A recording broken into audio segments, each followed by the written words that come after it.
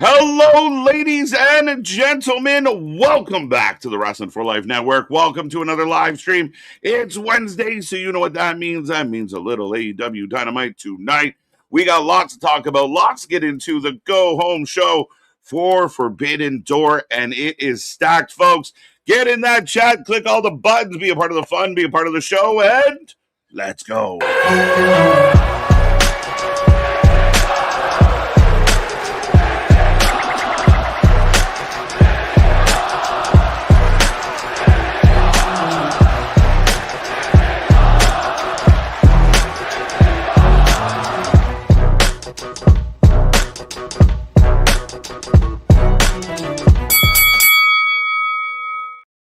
Ding, ding, ding. We are live and back at it again, folks. Like I said, we are the Wrestling for Life Network. This is another live stream as we bring you Dynamite tonight. We continue to be the channel that brings you more live wrestling than anybody else out there.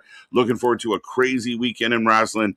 But before we get there, we do have the Go Home Show tonight. Lots going on. I think it's like 8 matches. It is stacked up. Me and that pretty face got you for the next couple hours as we roll through all of this. If you don't know who we are, well, I'm Mr. Every Night KJ White, the Arm out of YouTube. That is Big Nick. Ladies and gentlemen, boys and girls, children of all ages, the Wrestling for Life Network proudly brings to you its tag stream champions of the world, the Every Night Delight KJ White. I am Big Nick. And yes, I hope you're here for some wrestling because, like you said, we've got 8 matches tonight. We've got 10 matches so far on the pay-per-view.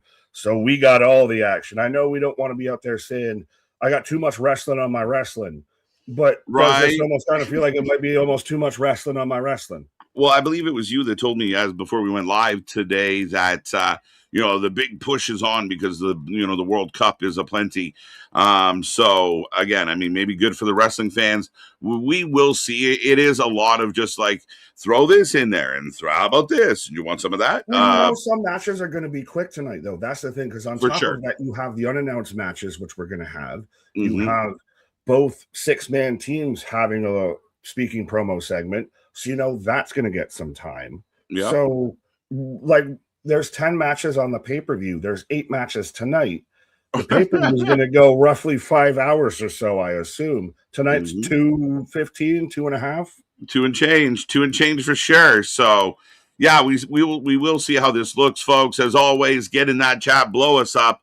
Let us know how you're feeling. Don't forget the little reaction buttons. Don't forget the prediction. The predictions are out. They are in the chat. We are live updating them. So if Tony happens to do Tony things, we will live update it. So if you've already made your picks, you can go back in through the email that was sent to you, and you can edit your picks to make sure you're up to date on everything. The picks are for the whole weekend. We're an extravaganza, Nick. It's Mania weekend kind of all over again a little bit here.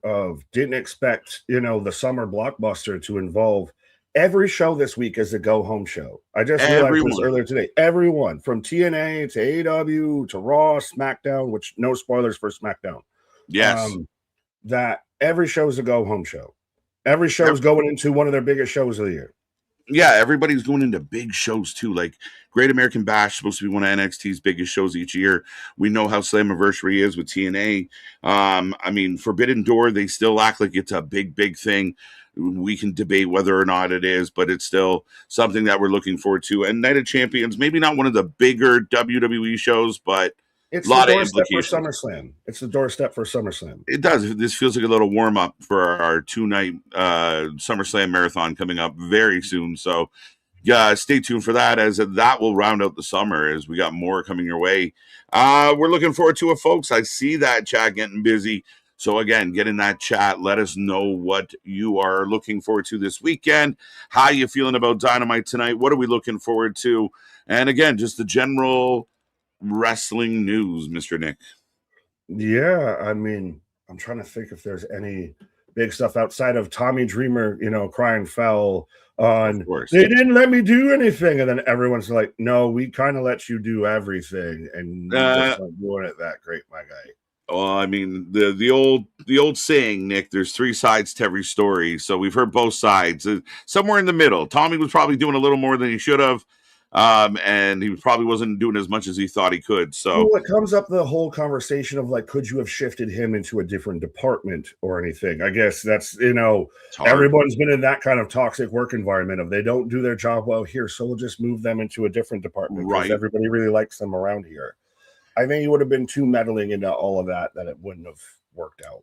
Yeah, it's a tough one, especially when a guy's been around as long as Tommy. It's going to be really hard for somebody to come in and not get undermined, even if he doesn't mean it, right? Like even people, Tommy, what do you think? Like it's a tough spot to be in.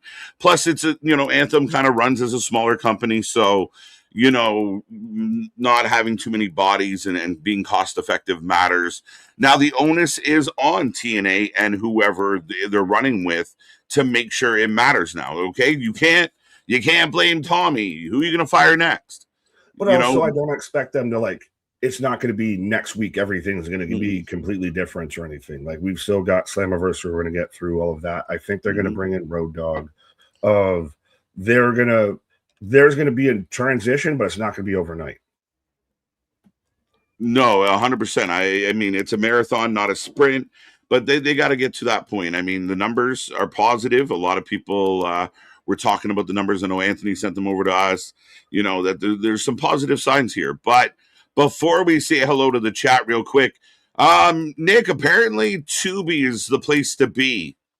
Tubi Night Wars. We talked about this a bit last night, and now the news going around of NWA. Now officially you can watch Power on Tubi as well, which AEW sickos, I'm sure, are up in arms about because they were holding over WWE fans. Right. We're on Tubi as well. We're on Fox too, but also Evolve's on Tubi. So we've got the Tubi Night Wars. Right. It's very interesting. Tubi definitely taking a vested interest in wrestling. So yeah, more titles, more people being picked up. Is it them just getting live content more than anything? That might be a thing because normally a free streaming platform like Tubi would rely on a lot of stuff that they can just have the whole catalog of and not pay much on and just replay the shit out of that. If they're going to have live content, they become almost, it won't even be exactly live, but you get what I'm saying. It'll be more destination watching. For sure. I mean, they do have, if anyone's been on Tubi, there's a lot of dated stuff and old-timey stuff. I love going over to Tubi to find movies I can't find anywhere else that people had forgotten about. So yeah, I think it's that might be if for Tubi having people out there trying to decide where to watch stuff, they might not be your first choice. But if they have something exclusive that you're a fan of that you can't get elsewhere, well, now we're talking, and that does help everybody. And it might be an easier way of, hey, I can't find NWA on Comet. Let me find it on Tubi. Let me find it on Tubi, which they sound almost one and the same, but let me find it on Tubi. On a delay out there. And hey, NWA is getting numbers. Anthony, like you said, talked about TNA's growing in numbers actually. A big uptick of over, I think, 50K from last week to this week. Yeah, and it's good for them. And again, if you have interesting things, people will tune in. There's enough people paying attention now that, I would argue that a little bit of a lull here, but yeah, there's potential. We'll see. There's a lot of names floating around that could help this company or be a part of this company. We will see. But Mr. Nick, we're going to get to the chat and say hello to the people as Spaz, Ronan, and Damien top 3 from last night. Those are your points in the chat. The more you chat, the more points you get. Super chat, super stickers, get you a bonus. So make sure you get in the chat. Get to the top 3. I love seeing new names up there. But let's go. Shout out to the gentleman for taking top honors last night. Jose, I feel like there's more to this, but Jose, how you doing? Welcome. First in the chat tonight. Josequio? Is that how you would say that? Josequio Maya Cortez? Maya Cortez.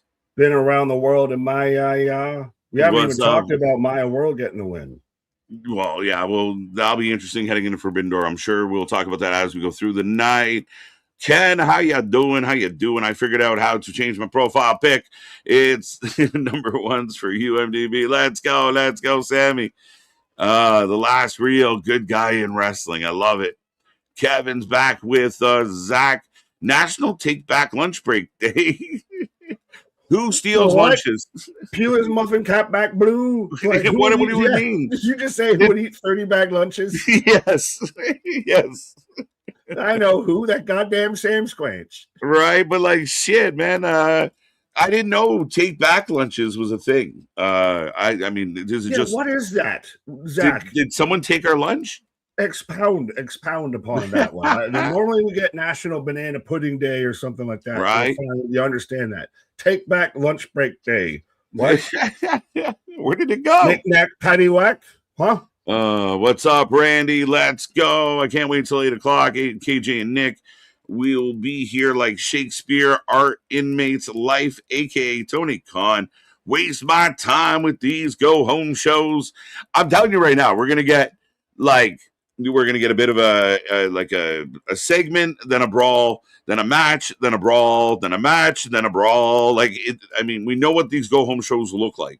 Well, it's going to just be, we got 8 matches or so to get through on top of everything that's not announced. So we're going to bing, bang, boom, bam out here. We'll see for sure. What's up, Eric? How you doing? Ready to go? Beloved losing today. Yeah, we take an L to the Swiss in soccer. Little sad, but we're moving on for the first time ever, which is amazing. Well, I love you, Eric, but I just thought it was funny, and I even chuckled about this earlier before we went live, of that my beloved Canada, when you're the Canadian and everything, I'm right? Like, no, sir, you have the wrong beard. Right. By proxy, we're good. Yeah. Shout out to Selma Blair. You used to have a little crush on Selma. Let's go. And Adam Pierce. I was more of a Hayek than a Blair. More of a Hayek than a Blair. Well, yeah, that's a different realm altogether. Different vibe. Reader, what is up, buddy? Let's go. AEW tonight. Unk feeling it. Let's go. What's up, Chris? How we doing? Roll Tide, welcome back. Happy to be on the Go Home Show for Dynamite. Before Forbidden Door, I also saw the Tuesday SmackDown tapings. It looks like SmackDown got some decent stuff. Well, no spoilers. For those who don't know, SmackDown's been taped. We don't want to know. Where the illusion of not knowing is happening until Friday. Yeah, the suspension of disbelief. If it's crazy, I still will pull up this source or like this webpage or whatever of like, hey, just so I have any sort of news that I might have missed or anything. Like I got an article right there. Like the first 3 headlines, like spoilers for SmackDown, spoilers for SmackDown. Here's another spoiler for SmackDown. It's like, what are we doing? Mm-hmm. Now, I don't mind somebody that puts it out there with like the warning ahead of it of the places that kind of surprise me is when they put it on blast. They put it out there on their, and then there's no buffer. There's no warning. Nothing. It's shitty. Well, and then everybody wants to cry foul when, Collision spoilers are abound, which, duh. But then, when WWE has spoilers, no, it's fine. We'll just share that around willy-nilly and everything. Right. And everybody, look at the attendance before the show starts, before England's playing in the World Cup and everything. Like, right. Let's, act like, WWE's out there hat in hand with still like 4,000 to 6,000 tickets sold on a tape Tuesday. Yeah, I'm not that concerned, and I don't think they are either. Roll Tide, welcome back. Cooper, welcome back as well. Let's go. MDB, the Knee Pad Patrol is on the loose on a Wednesday. Jose, I see you. How you doing? Samuel's back. Ken, got you, buddy. Right, Andy, I think we said hello already. Hashtag wrestling. Let's go. Hashtag quickies. We're on them all. Jason, welcome back. As I'm getting the violence warning, Curmudgeon, Ronan, Daniel, Barry, Sports, Highlights, Chris Arcane, Rose got you, Jason, Nick, why are you here? Well, thanks to you too, Paul. Hi, how are you doing? Here we go. The Death Riders are off to a great start, folks. Cannot get enough of these fucking guys. I'll let you know when I get the Death Riders. Absolutely. There's a pep talk. To be or not to be? That is the question. Jason got you. Roll Ties with us. So I got the Death Riders backstage in the bathroom or the shower. This is the embarrassing part for me at times. It feels small budget. Like, it doesn't feel like they're dangerous or anything. It feels low budget. Oh, well, Ospreay has to. No, look, here we go. GCW has better backstage shit than AEW does. It's bad. It looks stupid. It makes grown men look like fucking idiots. Hug it out. Rah, rah, shish kumbah. Ospreay falls over and they have a wee chuckle. We're off and running. And he's supposed to be the top star of your company. And he's a stumbling, fumbling, fucking piece of gym equipment. Now, if that was unplanned, fine, fuck it. But if that was planned, the whole shit sucks. Well, yeah, but we're in Rio Ranchero. Canyonero. All right, folks, we're going to put a poll up. Get your votes in. Who you taking? We take a vote for every single match, and we take a rating out of 10 at the end of every night. So make sure you get in that chat and let us know how you're feeling about this one as the Death Riders are going to take on nobody. No, they're taking on Bandito, Brodito. They're taking on Mystico. I see Killy Willy, we and her. Taco, what up? And I did see MDB mention it too about, I guess, the ads popping up on YouTube. I guess it means we're popping off out here. Some people are getting, ads popping up through YouTube. Like mid-rolls? Yeah. Mid-roll. Yeah. The mid-rolls? We're still not as bad as WWE, but people who spoil auto block. Fair enough. Right. So we're getting Mystic Brodito taking on the Death Riders, as we are going to get Bandito taking on John Moxley, and we have no idea why. Well, should you have set up the match and then had the one tag match and then had this match if you were going to continue it on? Like, with the fact that they did the one match, the random tag match, then set up the Forbidden Door match into this match now. Right. It feels like you put, like, the pawn, like the rook before the pawn type of shit. Yeah, it just like they got into a match that wasn't really planned or it wasn't really expected. Bandito and Swerve were kind of maybe building something, but they, ended that pretty quick. And next thing you know, here we are and having a match for Forbidden Door. Not the most forbidden of matches. Moxley couldn't have fought somebody from New Japan or something. Again, it doesn't really tie into the Ospreay stuff very well. I don't really get the purpose behind it, but I mean, every fucking week, here we go. Moxley. But Dustin, welcome. Did want to click on a super chat before I forgot. And what up, Denisha, as well. But Mercy said, with a $10 super chat, thank you, sir, saying this one goes out to the Knicks fans, or to that Knicks fan who worked at JP Morgan but got fired for getting filmed dumping a trash can outside MSG when they won and walking off. Right. LMAO, TKA will hire her, I'm sure. Oh, right. Trust me. If that's the one thing that got caught on camera during the Knicks celebration, consider yourself lucky. Yeah, there might have been a few. Now, I'm sorry. But yeah, we are off and getting ready here. Bandito and Danny Garcia are going to kick this one off, folks. Good energy in the building. Ring? What? I'm surprised we just got bell ring. We had all the interaction. We had everybody. I thought the match had already started. We just got bell ring. Yeah, no, it was a long walkout and a little bit of pandering. I will say good energy in the building. People seem pretty hyped for this. And, yeah, again, we'll see how this one goes. Right. Frankie, hashtag pre-mad.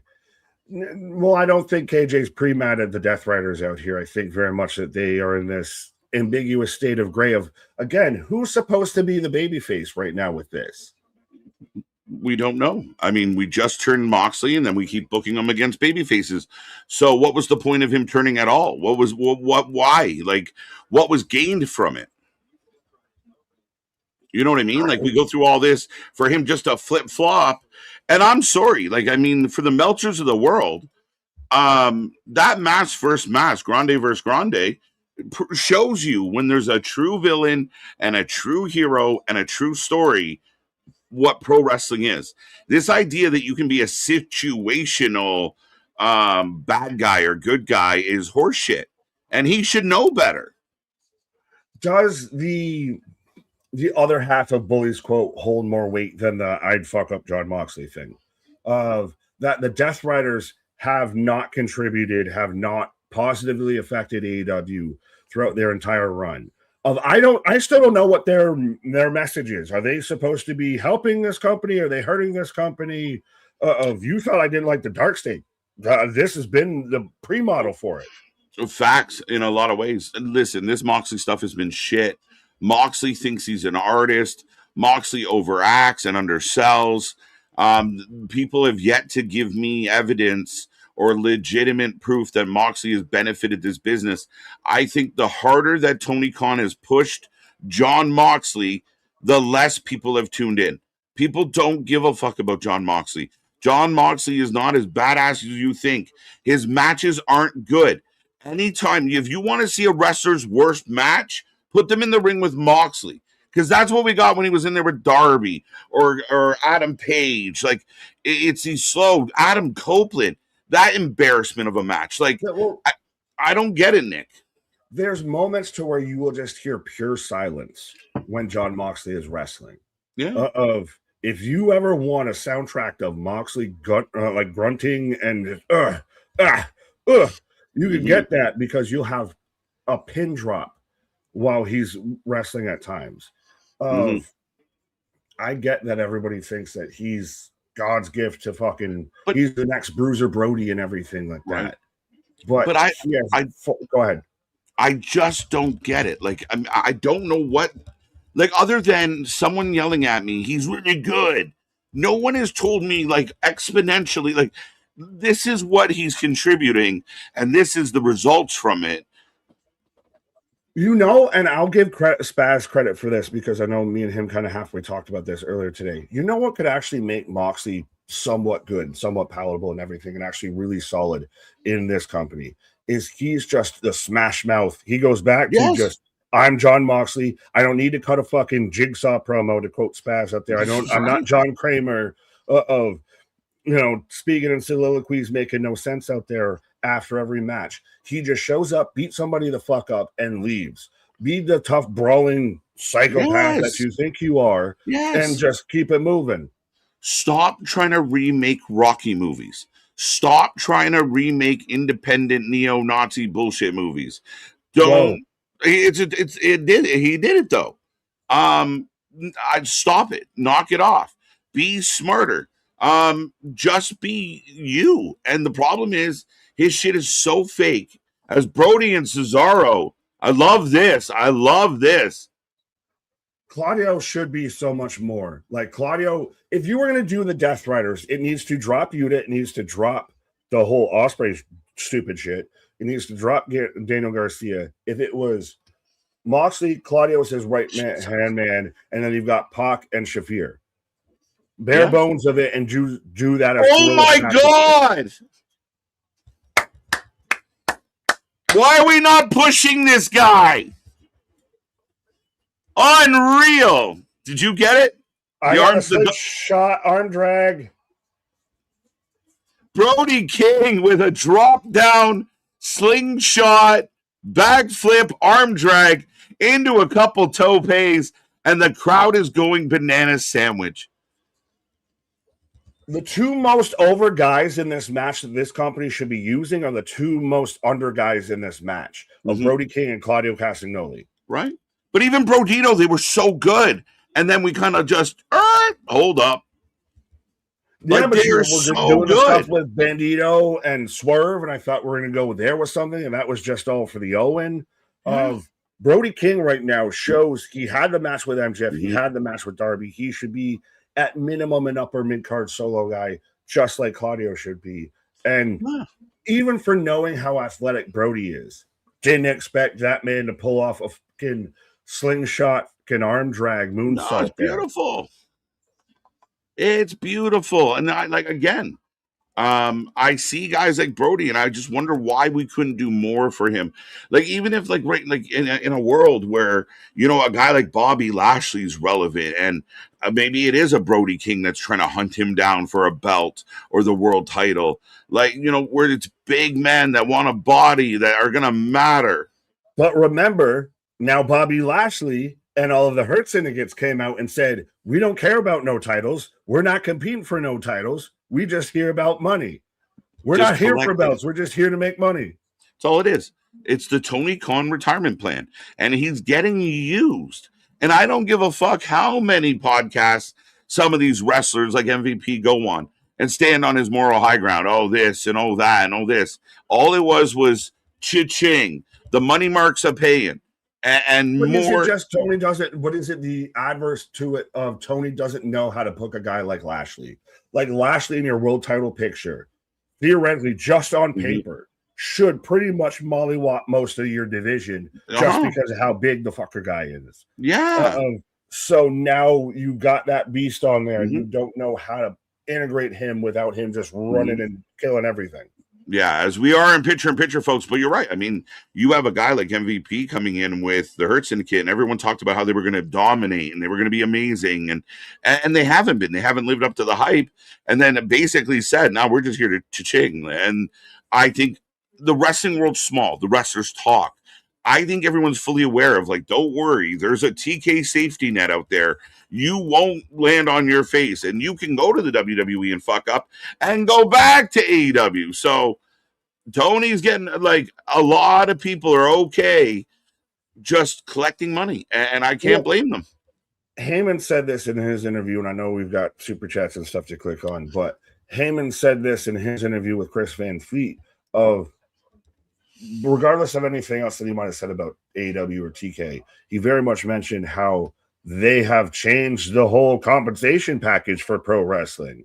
Of now, you definitely have a lot of guys that know, guys and gals that know, hey, cool, I could get this, or I could go over there and pull the handle on the slot machine and see if I come up winner. No, 100%. Like, listen, for all the booking criticism, or, you know, like I just said, he's a bit of a money mark. The benefit of Tony Khan is there's a lot of people making very successful, comfortable livings because of Tony Khan. I commend him on that. I do not take that away from him. That is good for everybody. I mean, a guy like Darby Allin would have never got the money he's getting from Tony from the WWE. The best thing that AEW, I think, has honestly contributed to pro wrestling is their compensation and their, like, putting the performers on a certain platform and everything. Right. That them existing establishes, like, taking care of talent, like healthcare, shit like that. You know, granted, you get the Guantanamo Bay of you're going to work all your dates, so you're going to add injury time, but I'm going to pay you handsomely the whole time to try and, like, take away from you just sitting at home, even though Tony just sends them at home. But yeah. Right. As Benito with a series of claps, John Moxley no-sells all of them, and then eats a drop kick and staggers to the floor like an idiot.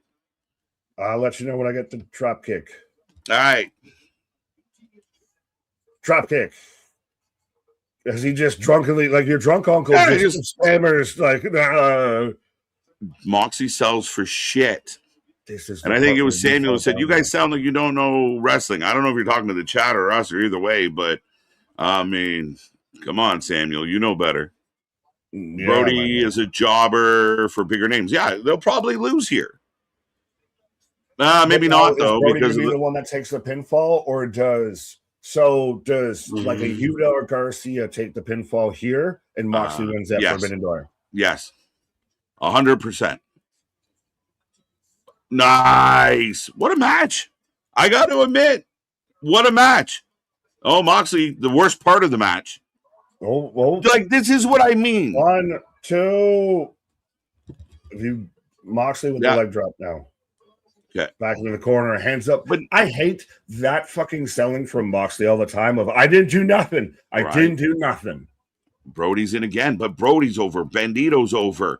The other guys, not as much. This is what I'm excited for. Brody versus Claudio. Like, this would be like a TNT division match for sure. Mox on Brody's back. But honestly, this is where I challenge AEW fans, because it is my honest opinion that if there was another human being in this match that was not John Moxley, if that was someone else, that this match improves. Pac? If that was Pac instead of Moxley, same faction. Same faction. I'll take Pac. 1 Pac, 2 Pac, 3 Pac, 4, your Pac, he's Pac, no Pac, Just none. waiting You for can't it. start the line without finishing it. I just waited for it. Just smiled. Like, here it comes. As But- Bandito taking Cesaro. Almost up. Almost up. Almost up. No, I couldn't do it. But he got him over. No. Going. Now Holy he's shit. over. Yuta just explodes him. And then our Moxie with an elaborate throw. Like, what has he done in this match? Chops, punches, a throw. He doesn't make the match better. Yuta is more fun to watch in ring than Jon Moxley. Yeah, but Yuta hasn't done shit in this match, except for I just appreciated the fact that his hair grew back. Shafir. They're setting up a Marina Shafir Brody King feud. And Brody King eats the fucking pin. Of all people.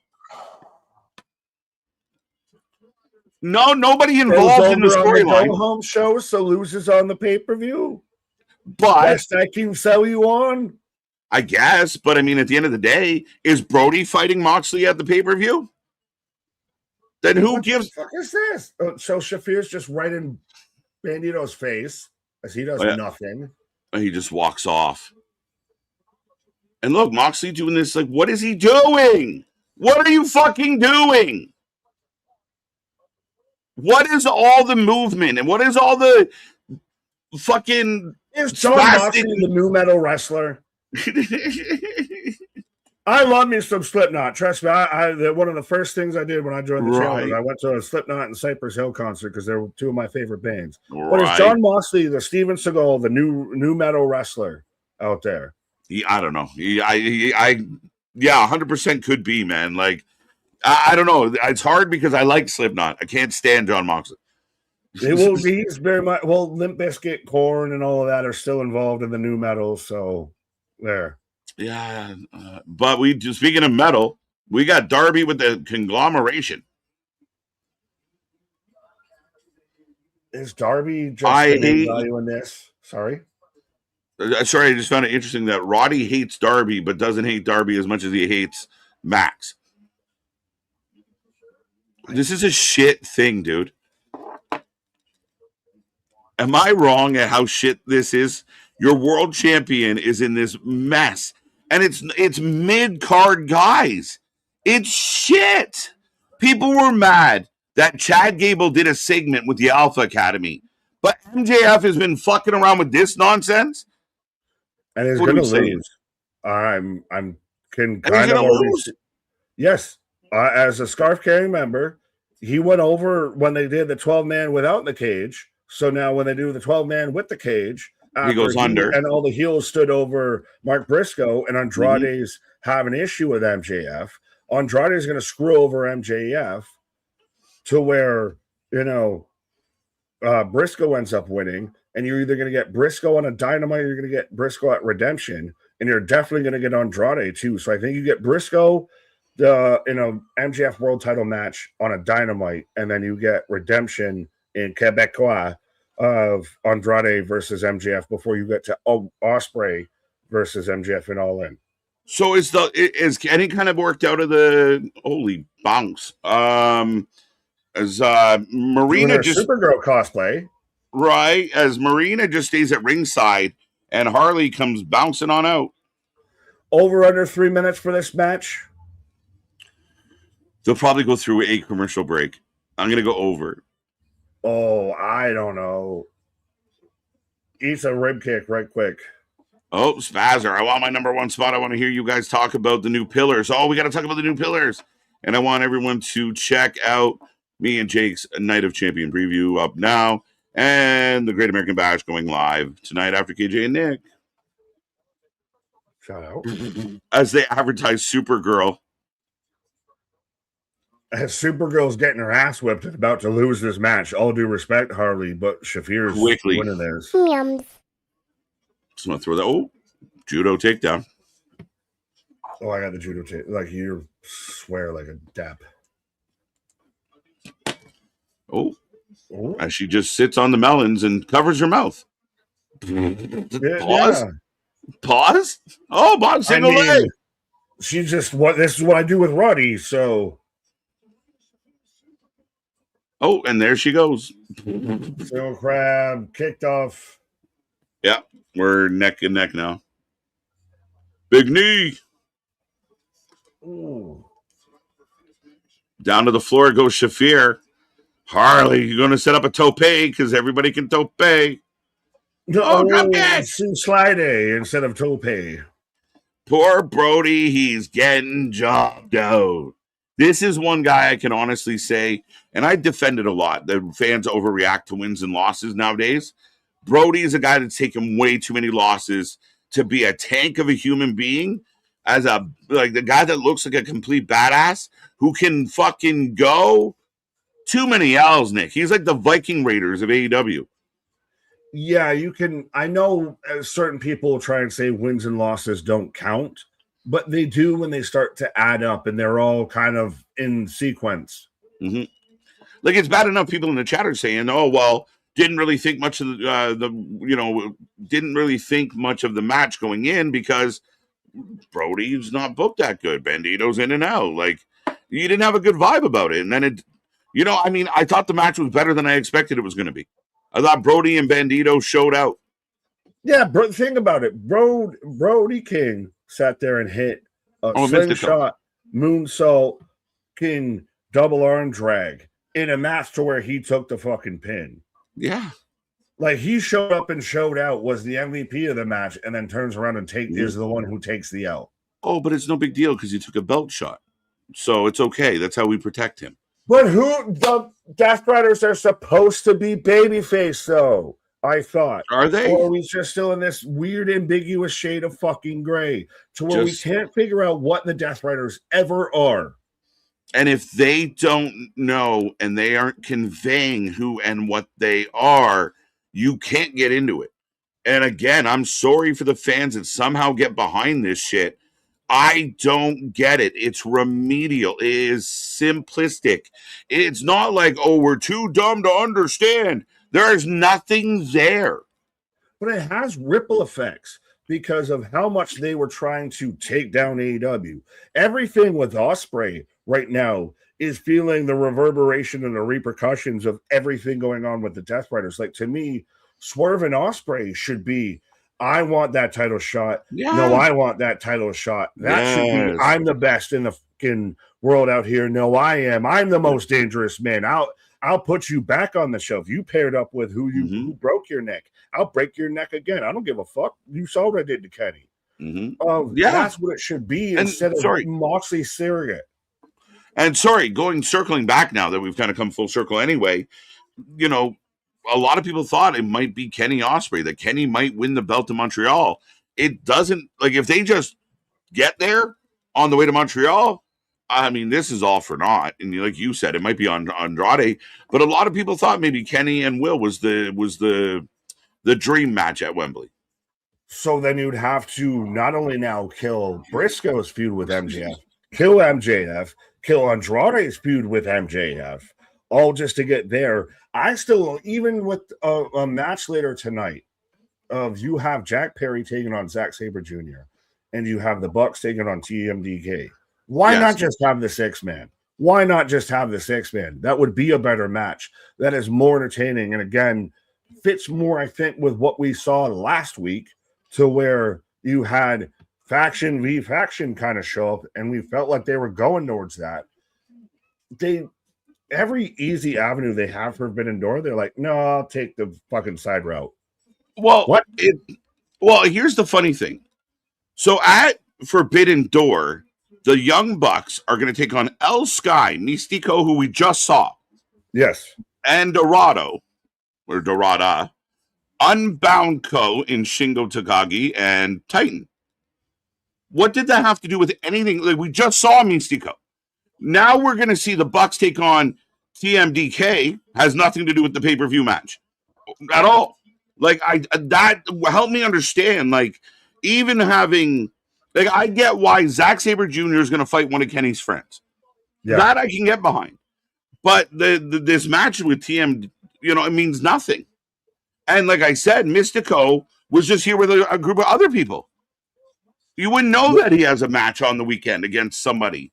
Like, it's okay to do it at times on TV, but to do it on pay-per-view of having matches just to have matches is a problem. And that's what Forbidden Door leads you into, is having matches just to have matches, because that screams we've got to get a New Japan and a CMLL reference on here, because outside of that, there isn't really any. And well, yeah. Go ahead. Well, I mean, again, and I think what it's led to me, this card is highly predictable. Oh, for sure. Well, now with FTR stepping aside, which is surprising. When's AEW going to address that shit? If that's even fully factual. But yeah. Well, do you think that's one of the reasons why Edge came out last week and pumped the dog's tires so hard? You guys are the future. You guys matter. You guys are a big deal. So the dogs take the FTR place at the All In match? Yeah, they're going to have to. Somebody's going to have to. I feel like you're still going to probably to quote. Why don't you do the Bucks? No. I think you do the triple threat. You do you do the big crossover. You do your TLC with the Bucks. It was going to be Cope and Christian and FTR, and now it looks like it's going to be Cope and Christian, the Bucks, and the Dogs. Okay, I could go with that. By the way, Harley and Marina are still going. I imagine somewhere around the 7-minute mark at this point. Yeah, I done lost on the whole thing.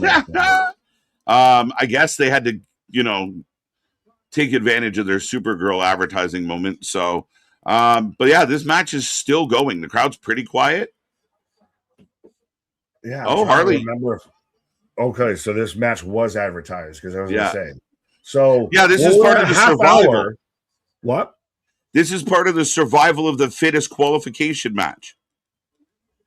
Yes, for All In, which I can't remember if that's a gauntlet. Harley beat Marina. Yeah, Harley. Let's go. I mean, did she have to, because she's wearing the Supergirl attire? Plug the movie. Merchandising. You can't send her out there dressed like Supergirl while you're advertising Supergirl and she lose. But yeah, Harley gets in. Look at this hodgepodge group. So Stat, Persephone, Sheeta, Harley Cameron, and then 2 unknowns. Wouldn't Shafir be better? Isn't Shafir part of this badass group? Like, I don't understand, Nick. Brody takes an L. The next match, Shafir takes an L. Are we not pushing anybody that matters? As they're doing a video for pushing somebody who I feel like is starting to very much matter, but I think so much of the stuff around Tony Storm, Ronda Rousey, Marina Shafir is all just kind of wilted. But I'm getting the Maya World video package of where she beat Athena, and then we had the reuniting of Monet and Athena as a tag team. But why? Is Maya World going to win this?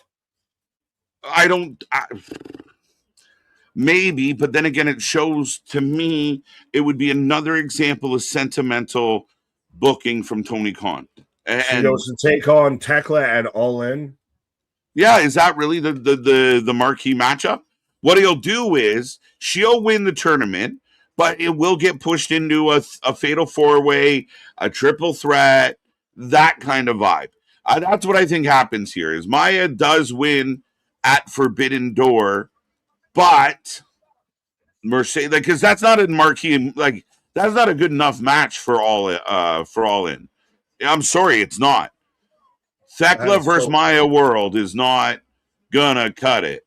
We're still getting a collision with Athena and Monet taking on Maya and getting her tag team partner there, Hyan. And now here comes Will Ospreay. So the Death Rider night just continues as we are officially about 30 minutes into the show. And technically, everyone that's come out has been involved with the Death Riders. Fair. This will actually, I think, be a good match. It should be. It's going to be one of those, like, if you know, but like your casual fan is not going to know who ELP is. So Will Ospreay is going to fight for the Owen on Sunday. against Yes. Swerve. Mm-hmm.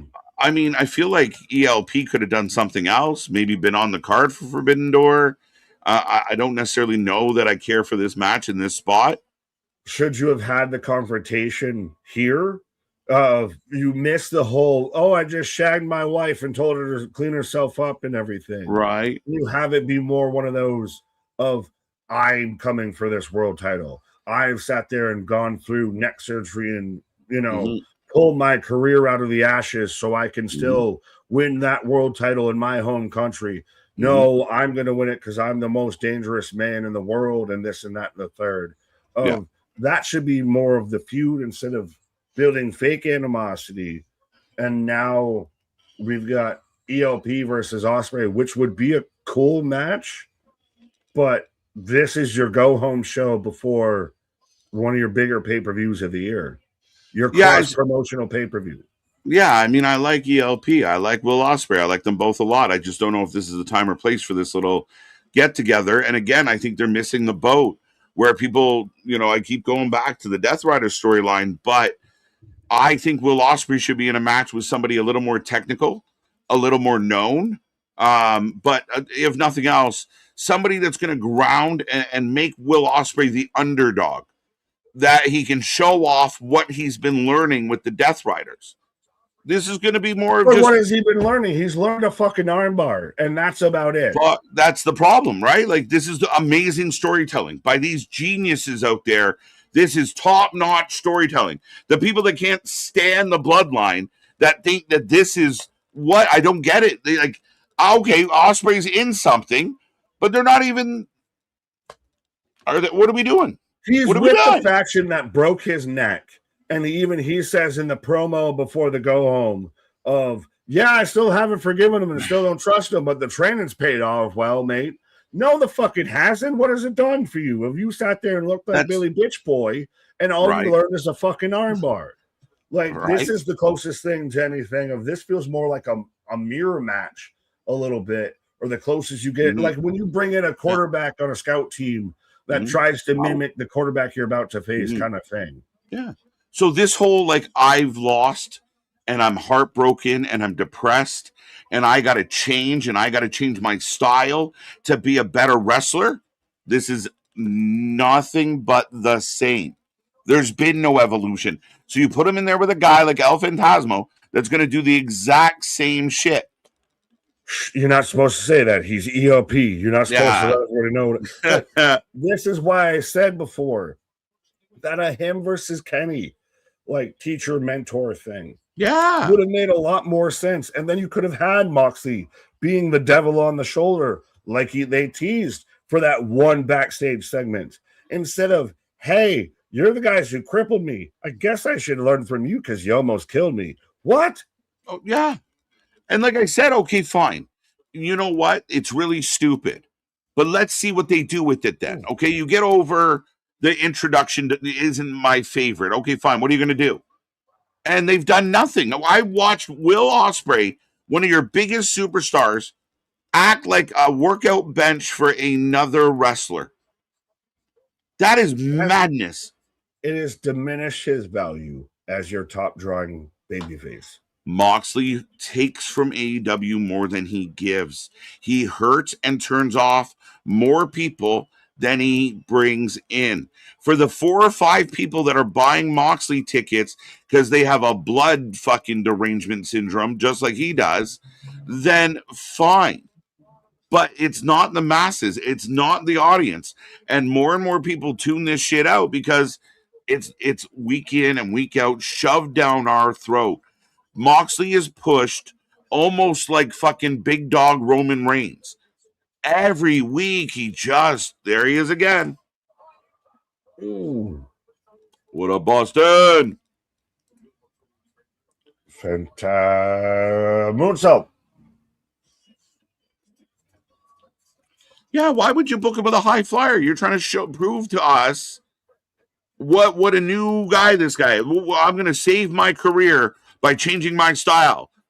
Mirror match. It's one of those, like, as I'm in commercial right now, but it's one of those, like, right before you evolve from the training, the tutorial. You got to take on the guy who has the same style as you to prove you can do it better than that. I mean, I guess so. I don't get it. They're not around each other enough. If I'm being a supportive AEW fan, I say, okay, you want Moxley, you want Ospreay. This is eventually going to build to Moxley taking out Ospreay and saying, I taught you everything you know. I taught you that armbar. I deserve to be champion. Wait, it's coming. It's coming soon. But okay, fine. I'm going to support the company, and I want this story to be okay. But then you're not doing anything with it. You're not connecting the dots. They're both out there last week, this week, the week before. Ospreay gets a random match. Moxley gets a random match. There's no cohesion. It's mental, bruv. You don't understand. Mental, bruv. It's mental, bruv. Just fucking bananas. Whoa, now, but everybody out there will Spaz bringing up of MDB even the pillars. But we haven't talked about the quote unquote new pillars. Bro, we got rid of the old pillars because they were pillars of salt. But go ahead. No, finish. I was just getting ready. No. So the new pillars, according to what I've seen, is Kevin Knight, Kyle Fletcher, Christ, I'm gonna Tekla and Monet. Yes, there you go. Thank you. I missed on the Tekla. Here's my first and gut reaction when I heard this today. Yes. And shout out to Spaz as well. But sometimes just shut the fuck up. Sometimes you don't need to say anything. Like, really? The pillars of your company are those four names. Really? Those are the four people. This is what you're doing. This is what I'd like you to do. Yeah. You don't need to say it. Why cause your own problems? Even then, you did it before with Guevara, with Darby, with Jungle Boy, and MJF. How'd that work out for you, Tony? Exactly. Shut the fuck up. Yeah, like, why? You've done this before and you ate shit on it. Because look at where your pillars are now. Right? You're leaning, all but one side is down and out. No one's asking for it. No one's asking you to claim that shit. I think someone might have. It's the same thing with, like, again, everybody forgets that the whole ratings conversation started when Tony Khan was out there fucking hot dogging and grandstanding.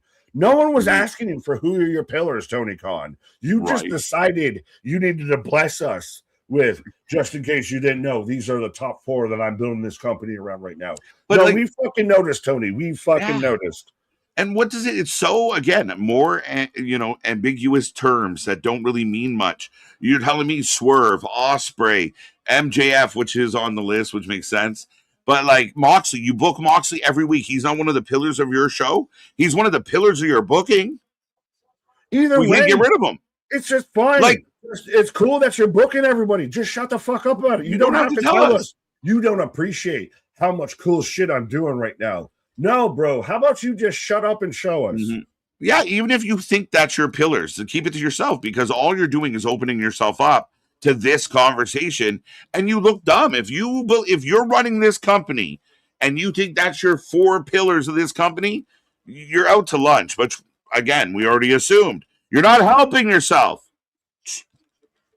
Mark booking for Mark fans, but I love this though from Admiral Hall, I believe I said that close to anything right.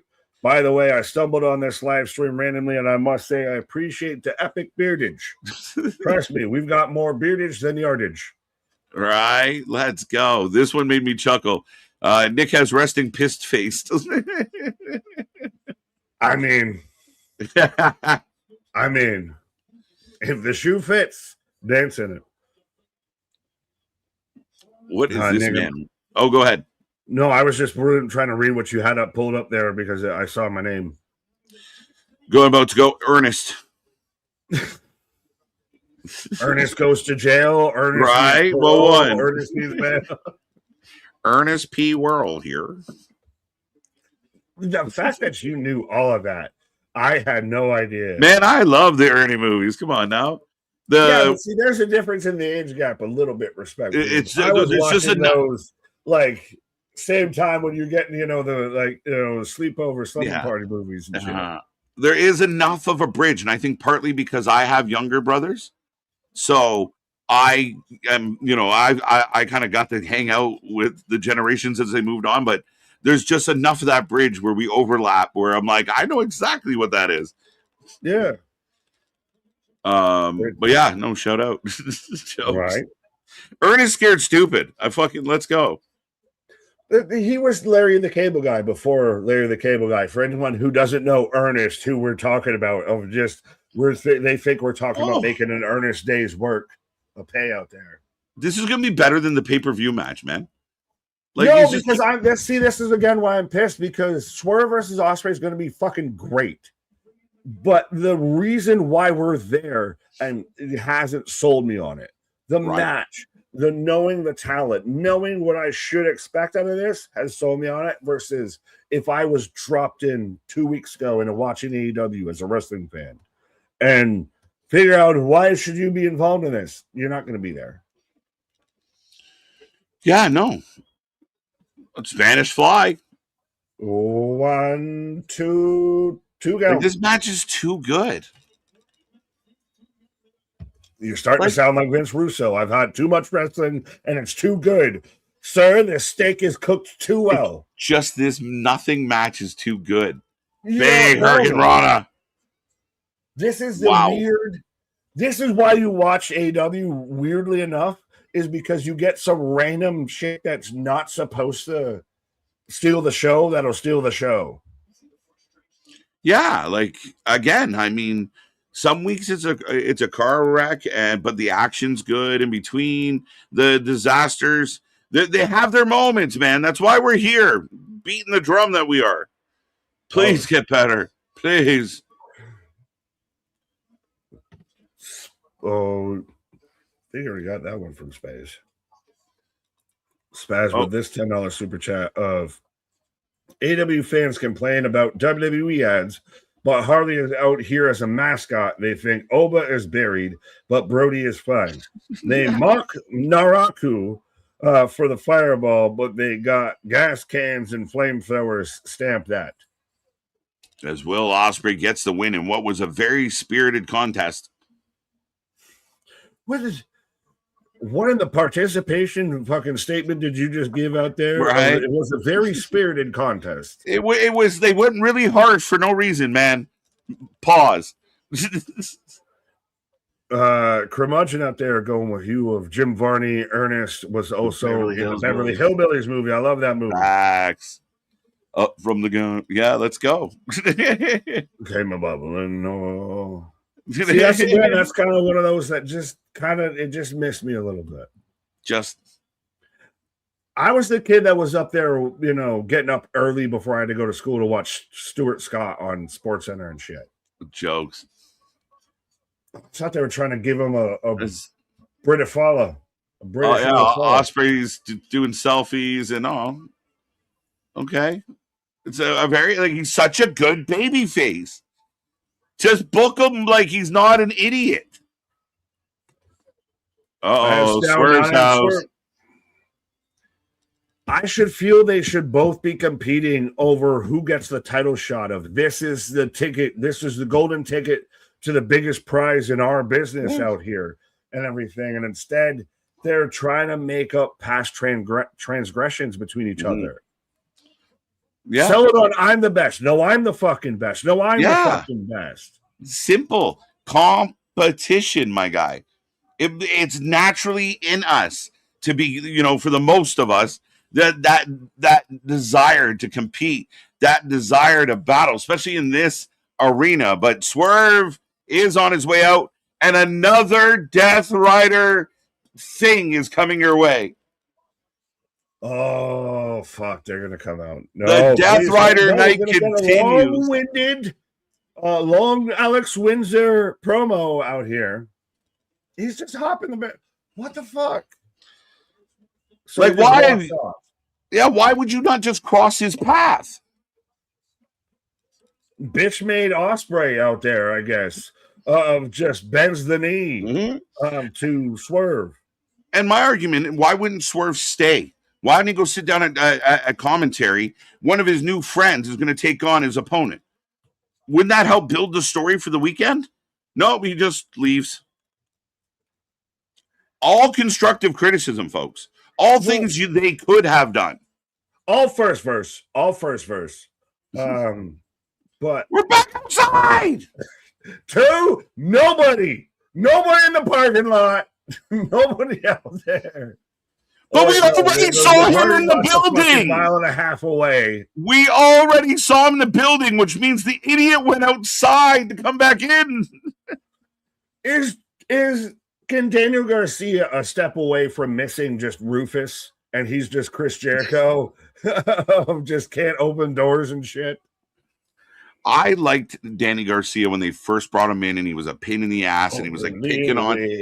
Before that, but right a little before that. Remember when he was picking on like Eddie Kingston and catering? Like that was good shit. No, because he was picking on Eddie Kingston. But he's been all but buried in this. Like if Danny is as good as everyone says he is, why has he just been the lackey for what, 2 years now? A year and 18 months? What has it been? Like just a nothing in this company. Generic wrestler number 67. Yeah, well, how long do you have to have a a wrestler on your main roster? Like even or anybody on the Leafs, on the Bills 53-man roster, what have you? How long do they stay on there and underperform before you decide, nah, you can have that? That ain't what I'm mad at. Right. Like Daniel Garcia has not grown. No. Or bulked up or anything, but no, I'm just saying as a talent, as anything. Oh yeah, in any way, shape, or form. Ultimate can throw it. He's more of a meme of I sat there and shared the whole thing. It's AEW where the best dance. We saw it on last week to where him and you had Brodito doing the Macarena that got interrupted by Daniel Garcia dancing. Like this is your build up to your pay-per-view. Right. And we're out here right, as we're getting the push off, and these guys are going to go like 10-12 solid. As anyone ever said, man, I wish they'd show more Death Riders. Like we need more cowbell. I got a fever. I got a fever, and the only cure for it is more Death Riders, more Moxley. Like, we are almost an hour in, so by the time this match ends, the first hour of Dynamite was pretty much dedicated to the Death Riders in some way, shape, or form. It's the Death Riders hour out here. Where was it? Nair. Shout out Nair. That was asking. Yeah, Nair. Is this Death Riders night? It's crazy. Oh, yes, it's Death Riders night. It has no marbles. No marbles. Tony needs marbles. You can't hit a curveball.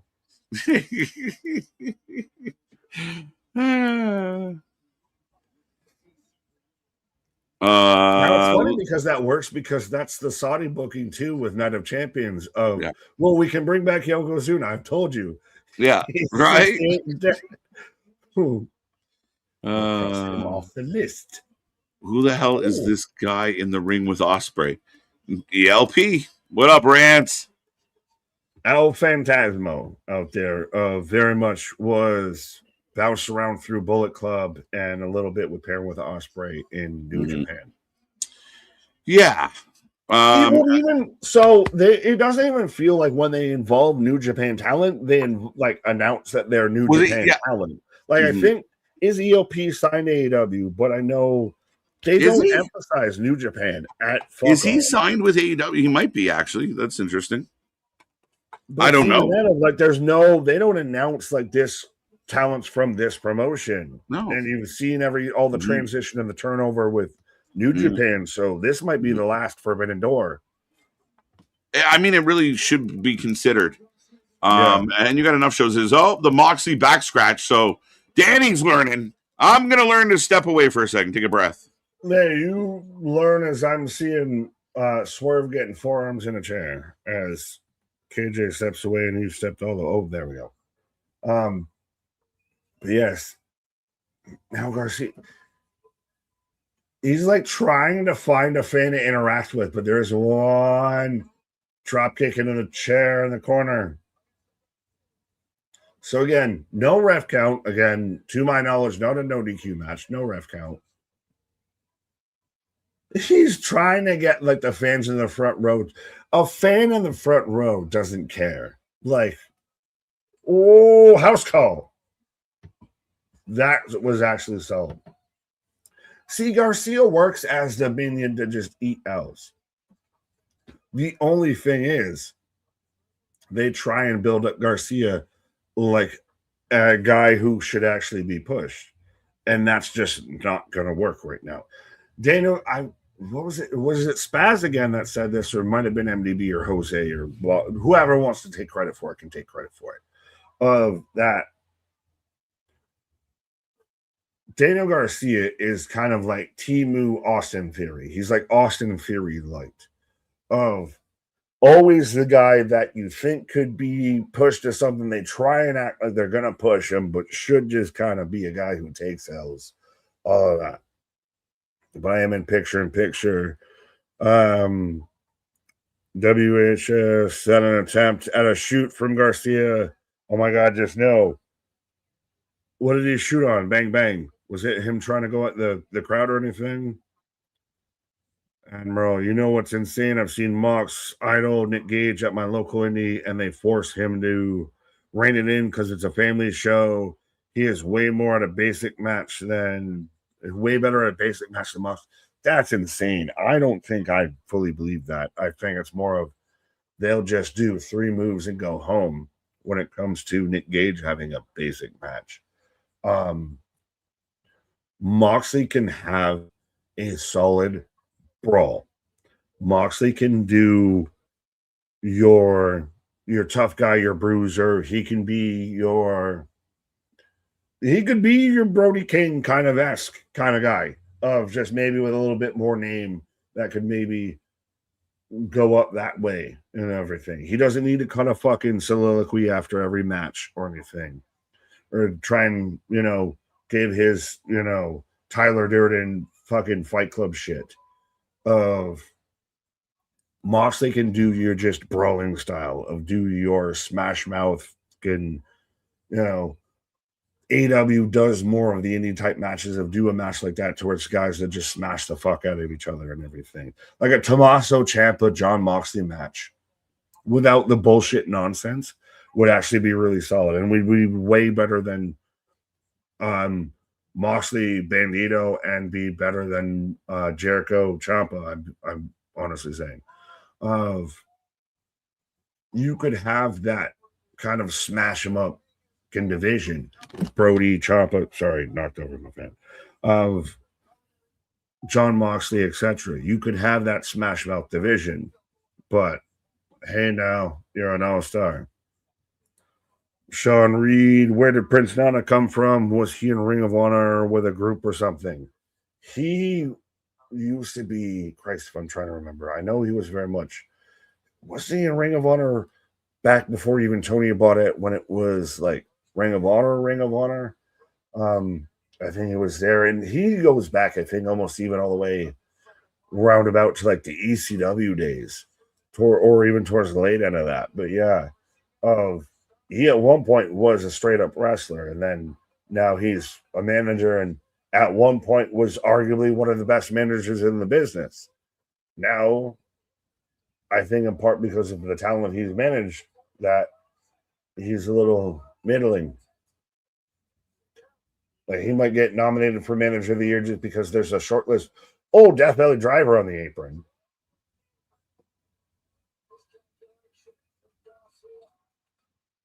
As Cam cuts right in the swerve, and then Garcia just splattered. Where the best get buried? Nah, I wouldn't go that far. Like, again, you can't work in the full extremes out there. Don't fear the reefer. Not at all. Trust me, vitamins are your friends.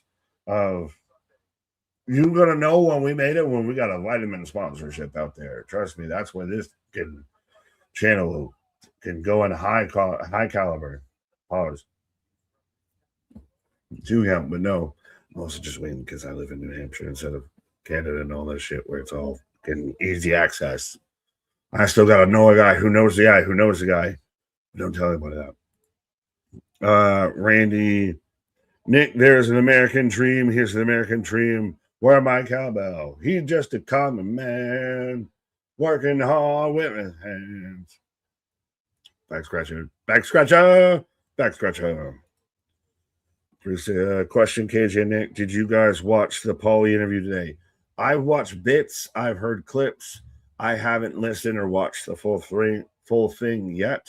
More because, being honest, I got about like 2 hours between when I get home and get ready for this. So I got limited opportunities to take everything in. But I've seen clips. I've heard quotes. And me here help where what words doing are you how? Lady B, are these the only people available? 11,000 people on TK's roster, and I keep seeing Mr. Bean cosplaying as a wrestler. Are you calling Daniel Garcia Mr. Bean as a wrestler? Interesting strategy, Lady B, but could you ever see to where they had it for a brief period and it kind of felt like it, of a roster divide between Dynamite and Collision? Do you really need to? I think it goes without saying Tony needs to shake up a little bit of not using the same people every week, all the time, anytime. But at the same time, ankle lock. You do have your certain stars, but you can use them sparingly versus, using them week in, week out all the time. Like the whole hour has been the Death Riders. No one involved in this entire first hour of Dynamite, which, by the way, is trying to counterbook, I believe, the NBA draft and the World Cup. Backbreaker. It was an all Death Rider. Jesus, that was fucking impressive. He hits a move like that. Swerve, so he hit a fucking pump handle. It was like a pump handle into a power slam kind of vibe, but not even straight off the shoulder. It was more crossbody and everything. Impressive ass looking move. He hits that out of the pocket. It goes back to a little bit, even with the Brody King conversation. You hit a fucking move like that. That's so goddamn impressive.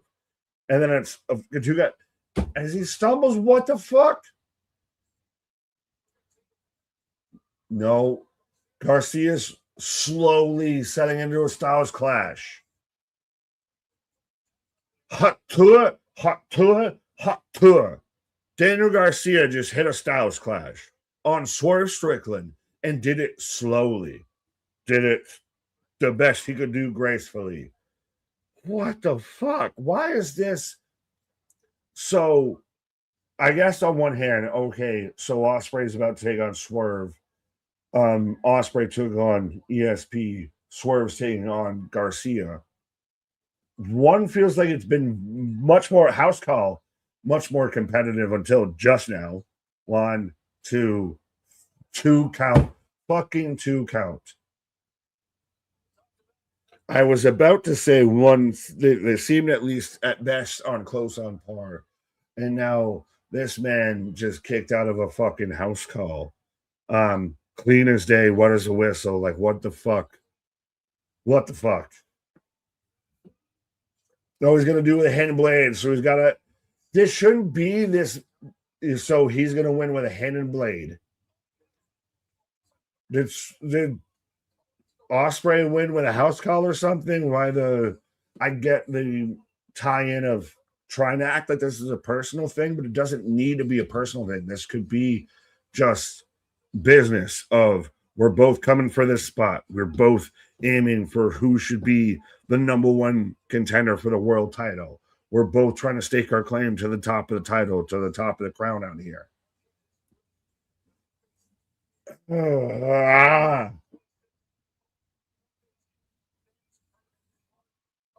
And now he's jumping right back on Garcia. So to confirm that Swerve is the heel with all of this, which I know that this is going to be a great match between Swerve and Ospreay. Now as Ospreay shows up to shove him off, so we're throwing hands. Tony, that's my line. Shinganano kick, but this is, you're building it in all the wrong ways, House Call. Like, it's going to be a good match, but it's built on this fake animosity bullshit that doesn't exist versus we're both trying to fight the claim as hard as we can. I'll do what I can to end you, and I'll do what I can to end you. To fucking, it's Garcia saving Ospreay. Well, now he's going to take it. Oh, it's going to show that Garcia sacrificed himself for Will Ospreay because the Death Riders mean so much to Will Ospreay. Don't you know him? They just love him so much. They care about him. He's so amazing. He's so great. I don't know why I'm switching into this voice, but it kind of works. So great. In the reflecting pool. Spaz with $10. Garcia is non-charismatic theory. He serves no purpose other than sharing the bucking and cucking chair pause with Yuta while Mox and Maria. Ain't nothing wrong. Cesaro, very much. It should just be the four of them. And even then, still, they've done everything they could have done with them just a day late and a dollar short. Like, they said they were going to take over the Superstation, and then 2 months later did a whole thing to where they took over the production truck. Those weren't the same fucking thing. That's the weird part. We're getting the video package for MJF versus Briscoe, which they start off with the Briscoe brothers. So Mark's winning this, right? Mark's winning this, and we're either getting him having a title shot on Dynamite, or does he main event the Montreal pay-per-view with that title shot? I feel like it's going to come down to Andrade costs MJF the match because they're setting up them having an issue. So do you do one on a Dynamite, one on the pay-per-view? Well, we're getting... There's even more people who aren't even on this fucking team. Trent Beretta and Rocky Romero are here. You already had King 6 people. Now you've got goddamn 8. Callus, the phallus, is out here walking through everybody on the fucking roster.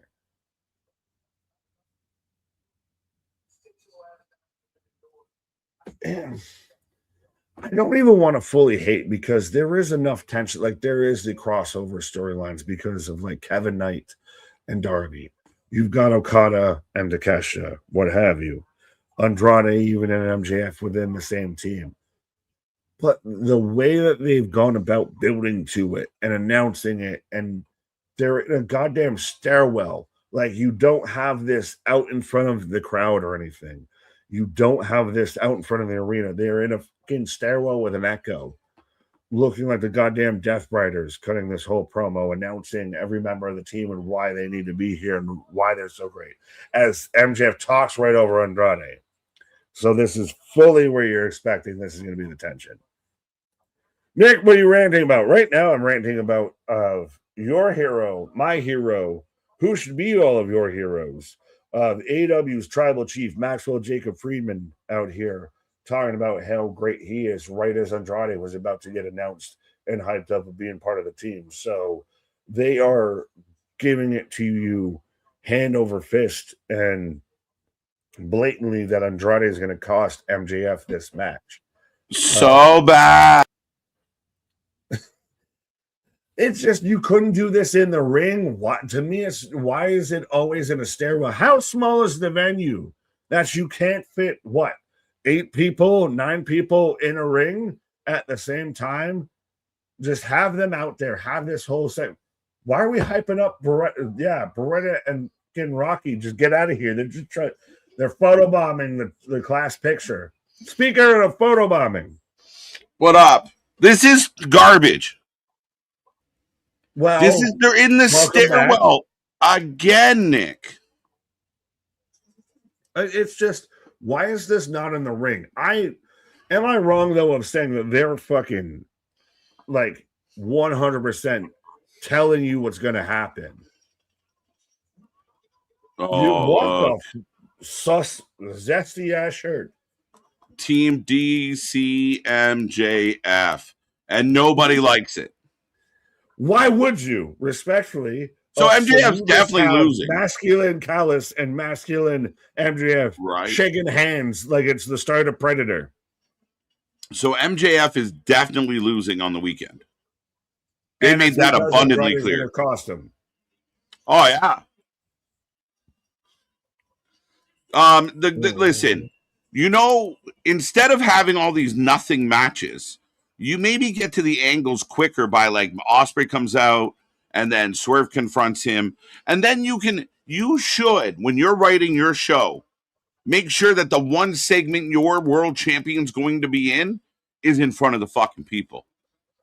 Like, I don't care. I mean, we got Roman Reigns in these like lounges and with these couches and a TV. Like, these assholes are in the stairs all the fucking time. It's embarrassing. It's Bush League. It's amateur. It's indie. That's the world champion. That's the guy that you wear the scarf for, that you say is in the top 10 of wrestling, hanging out in the stairwell with nobodies. My number one draft pick out there in our fantasy draft and everything was MJF, Maxwell Jacob Friedman. But yeah, of how small of an arena are you in? TNA could even fabricate, a background segment, a backstage segment, or anything like that. AEW, you're in the stairwell. You're walking out from the outside of the arena. You're in the fucking concourse. All of this. Like, this place doesn't have a dressing room that you could use at least to say, well, we're in the dressing room, we're in the locker room, or you couldn't borrow one of the offices. MJF Lounge has got a private locker room or anything. Yeah, like do it backstage instead of on screen. Well, any facility I've ever been in, whether I was as a fan or participating, they all have like offices. They all have places. Like, they have places you could kind of do something. This, to me, and maybe someone out there right now saying KJ's making a big deal out of nothing, but you want me to believe that this is the big times, and it feels like the fucking Savannah Bananas. Hey, you put some respect on the Savannah I like Bananas. Them, but they're, they are what they are. Yeah, well, they might be Bush League, but they're at least entertaining. That I don't know quite so much. This the was Toledo the Mud Dogs. It was the worst of times. Yeah, the Toledo Mud Dogs out here. I don't know what to tell you. Well, I mean, I don't want to mud dog you here, but it's one of those. This should be. You should have had Jack Perry and the Bucks versus TMDK. Right. This should have been your 6-man match instead of splitting it up into 2 matches. And then, TMDK find a shitty way to win, and Kenny has to run out to help his friends. Simple. But it's so crazy because you can see this stuff and explain it and point out exactly where it happened. And you like certain sickos. No, it shouldn't have happened. Wouldn't have happened that way. No, not at all. It's like, what do you talk? Like, there's so much here that is just you go reach around your fucking elbow to get to your wrist type of shit. If you take the long way around to get to the simplest outcome. Yeah, I would think so. And I think you overcomplicate it by trying to appease everybody and trying to get people into things. And I mean, to me, I'm sorry, but you don't need this match. This singles match here right now, like you said, doesn't need to be here. And I understand Jack's friends right now with Kenny. So, that's how we're going to do it. But you said do the 6-man, and then you could have your world champion come out at the end of the show and flex about how his team's going to win. And then you can have Briscoe's team answer, and we can go off the air with some holy shit, what's going to happen. But Kenny shows up, and he's the plucky baby face that saves, his friends from getting beat up and everything. But speaking of not needing to be here, I don't think I need to be here for a minute. All right. So Nick's stepping out. I'm shocked that Nick is stepping away during a Zack Sabre Jr. match. But Zack Sabre Jr., Jack Perry, I'm not even sure if I put a poll up. Nope, the Swerve poll's still up. We'll take that one down because that's inaccurate. But yes, Jack Perry and Zack Sabre Jr. one-on-one right now, folks. Don't forget, we're back tomorrow, 8:45 p.m. for TNA Impact, the go-home show for Slammiversary, as Jack up and over. By the way, I was on my pause during that Swerve match, and there was a lot of problems with that Swerve match. And for those out there that love beating up on like Jay Uso for not being, the cleanest of wrestlers, watch that Danny Swerve match and then come back and let's have a combo. That was rough. It was rough. And if you're gonna beat the guy with the hidden blade, don't let the guy kick out of your finisher. Don't do the house call and then have him kick out just to hit another move 10 seconds later. You wasted everyone's time. The ending of the match made sense, though, except Danny, we think, is a heel. Everyone kind of gets a heel vibe from Danny. I don't think Danny's a babyface. At least he shouldn't be or doesn't seem to be. So when you have Swerve beating up a heel that they like less than Swerve, they're not going to boo. You're not going to get the heat you're looking for. It might sound like hate. It might sound like a lot of criticism, folks. But realistically, it's good ideas. It's constructive criticism. It's what I'm not liking about the show as a fan. Not as a streamer, not as a podcaster, just as a dude that likes wrestling, that started all this because of this company. I just don't get why it's so messy and it's so unentertaining. I'm not pulled into any of this shit. And people are going to, whoa, look at all the wicked matches we had. It's hard to give a shit when they don't mean anything. I must say, in wrestling, it's nice not to keep seeing black man versus black man, white man versus white, and so on. Let's different races cook with each other. One thing I don't miss from Vince booking. The old tropes and like you had to be, and I get it. I mean, we still kind of fall into stereotypes nowadays when it comes to groups because you're trying to find like-minded people.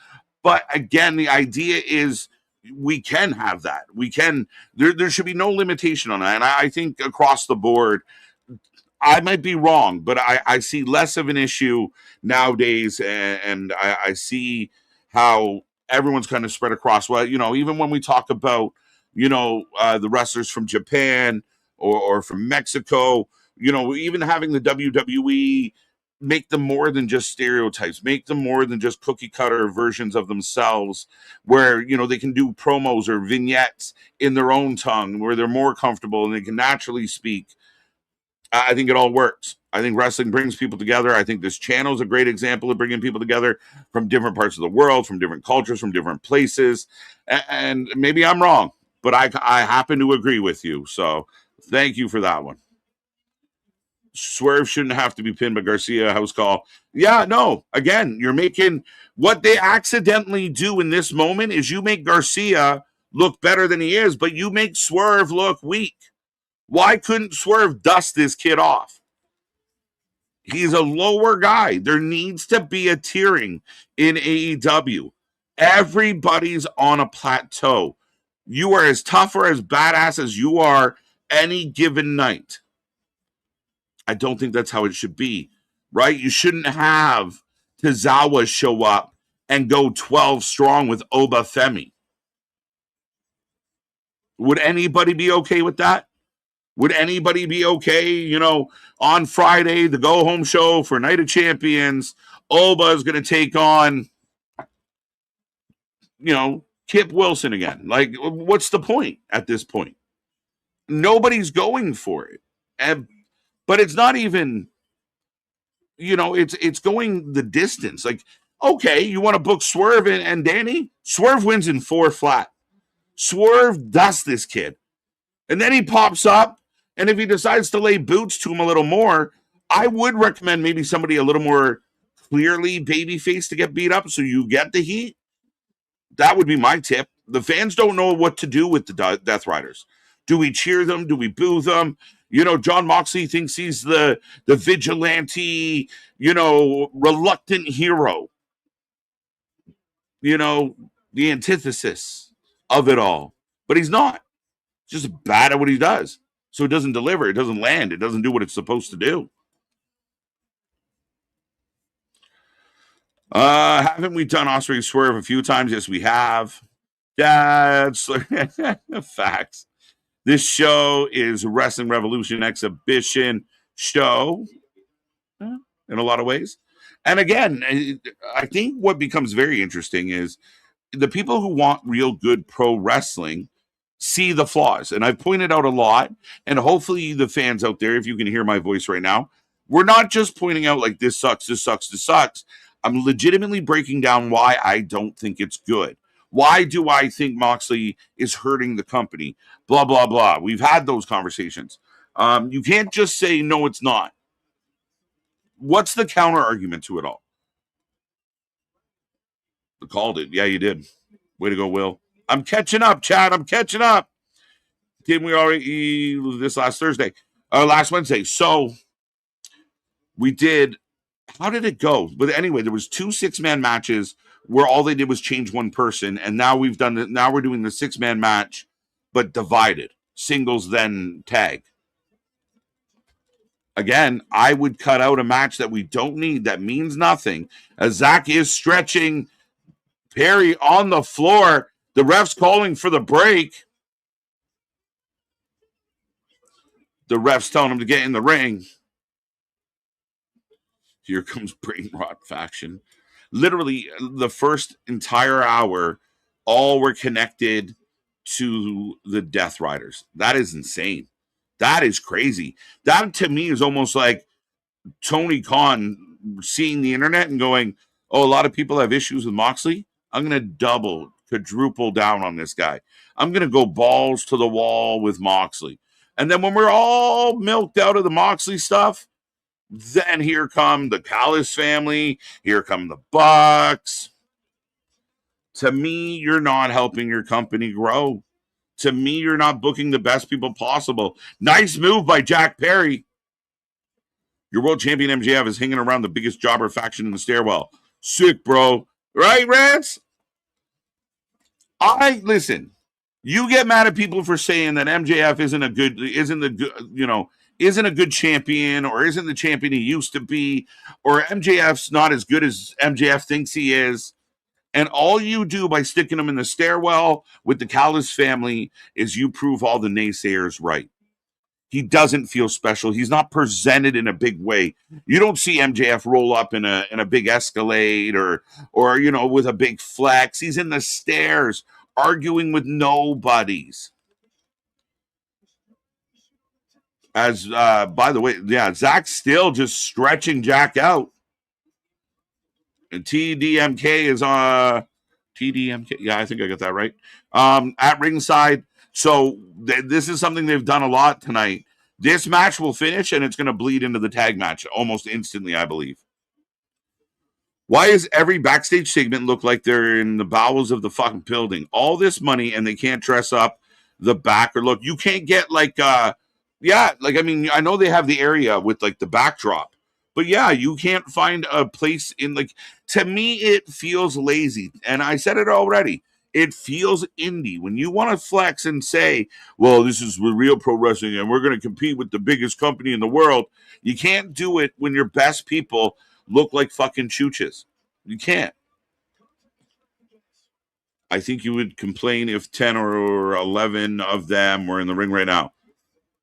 Well, Nick's back. Let's see what he says. Yeah, well, I'll let you know. But no, I think that you very much should have done it in the ring. And I think going to your MGF point before I get into the whole, like I said, of production, TNA was at a fucking amusement park and could make their backstage production look better. But what do I know? Because I've never been in the wrestling business. Of MJF, I think there is no equivalent. There is no one that he can spar with at a proper level anymore. So it's one of those, he's the best player on a team that doesn't have a second star player right now that he can really hotbox with God with. So that's where he's left in a stairwell. Yeah, which is sad, man. And to me, it's funny because Moxley loves the Rocky stuff. MJF feels like Rocky at the beginning of Rocky 3, where, Mick is, setting him up with lighter matches, and he's just dummying everyone. And, you lose the popularity. People aren't as excited about you. You get complacent, right? You don't need to go out there and do a 5-star match. You don't need to go out there and kill the promo because your worst is better than most of these guys. But you had him at the peak. You had him at the hottest. You had him coming off of taking out Hangman. of to where Hangman can't challenge for a world title, and you've got his own blood, and he's doing the fucking devil horns as he's stomping on Hangman, as he's getting stretchered out. Then you have him take out Kenny. Mm-hmm. Then he loses to Darby in an angle. And then his match with Darby isn't probably even top 3 match, on the show. Mm-hmm. Oh. Again, back and now he's feuding with Briscoe. And now he slides back down. Well, that's it. And I don't believe it's funny to see like them using the vignettes and stuff with with the Briscoe, both Briscoe brothers, and selling us on that story where I kind of feel like did they miss the boat on all of that? Like, Jack's out. Jack's done. So Sabre Jr. stretches out Jungle Boy. Now, we haven't talked about this, and this might be a bit of a random tangent, but all of the orange made me think of them. Of Hook showing up in GCW. We might get Hook versus Atticus Cogar. Right. And that's a thing that I didn't even fathom could be on my bingo card in 2026. I did not have that on my bingo card. Very curious on how it looks and how it works out. And you know what? I'm excited to see Hook in like a GCW and see how it looks, as though the doctors are tending to him. Jack Perry getting medical assistance. That's the one thing that but here come the Bucks needs is to be out on the bench for a bit more. Right. Now, I'm going to give them credit. This is an interesting strategy, but a lot of the matches have kind of snaked through. Like TDMK is already out there. Marina Shafir was already out there. Like we just keep fucking, let's go. Let's roll this snowball. Yeah, when you got 8 matches to get through, you need to start bleeding through a lot of this. No, it's one of those. No. I don't know how many pieces of TP I need to wipe, but it's going to be enough. That's what it kind of feels like. This shit's just bleeding through. Oh, why did you say it like that? Oof. It's where as we go to commercial. So the Bucks are going to take on TDMK. Okay. Why did you say it like that? TDMK. That was me. That was me and the vitamins coordinating, getting each letter out in the right order. Right? They could have been TMDK or whatever. It could have went wrong. I mean, I think this whole thing is going to go wrong, being honest. So think about it. So the Bucks are going to win this match and then take on two teams that they have no business, no story, no feud into outside of, hey, they wrestle somewhere else on Sunday. That's it. That's the whole story. Not this is your pay-per-view match or you do the 6-man on the pay-per-view. What? No. For those who are listening along and not reading along, 216 just informed us that Nikita Lyons has become the Evolve champion, beating Wendy Chu. So I definitely didn't care about this match. So this is why the 2B Night Wars don't matter to me, because you can have that of Nikita versus Wendy Chu. Remember when everyone's like, Nikita's gonna get called up. She's gonna. They love her, and now that she's back, think about her new vibe, her new vibe, her new energy. Yo, she's gonna pole vault. She's gonna bypass. Her and Carmen are on to better things sooner than later. Carmen's on to a better thing in AAA. Nikita's out there just being thick. That evolved. She's less thick and moving. They give her the Evolve. Wendy Chu, Nikita, that's like a dream match for me. Big win for Nikita Lyons. They are going to do things with Nikita. She's starting to get TV time. They're starting to use her more. She's irritating as fuck, which is marketable from that standpoint. What is 2026? She's irritating as fuck, which means she's marketable. No, I think it makes her a really good. What is that sentence? A really fucking annoying heel. Yeah, and not talented either. Hey, she's talented. She got a lot of talent. She's multi-talented. She's like a Swiss Army knife, my guy. I've been watching. I know I've been there's watching. the follow-up of the Jack of all trades, master of none, but still a master of one. But still, Nikita tries to do everything and fails at everything too. Like there is not one talent that who has the what chance does she fail at? What do you mean? What? She hasn't failed at anything. Failed mixed martial artist, failed singer, failed wrestler. What the that's just tools in the toolbox, my guy. A star is born. She's the ratchet in the toolbox. I'll give you that. You fucking lined me up like a field goal kicker for that one, but I'll give you that. She's the fucking ratchet. Well, she's the ratchet. She's for swinging sure, that fucking toolbox. That's fucking jokes. No, I think this is good for her. She's getting more experience. She's actually back from injury. Wendy Chu, the main roster. Wendy Chu. Dude, wait till Wendy Chu shows up on NXT now. No, she's going to show up in TNA. Maybe they could use her. Well, could you get more of that partnership? Because that partnership's been called into question quite a bit with everything that's going on with TNA. Well, I mean, yeah, it's definitely interesting. I was having a mediocre night. I can't even say I was having a good night. I was having a mediocre night until Nikita Lyons beat Wendy Chu for the Evolve title. I don't know if I read this out loud. KJ and Nick are now Team Zesty Whiskers. Pause. Whoa, now? Nick, I guess since Nikita is champ, the door is open for Tessa Blanchard, right? Since they are smatters, man. That's 5 bones well spent.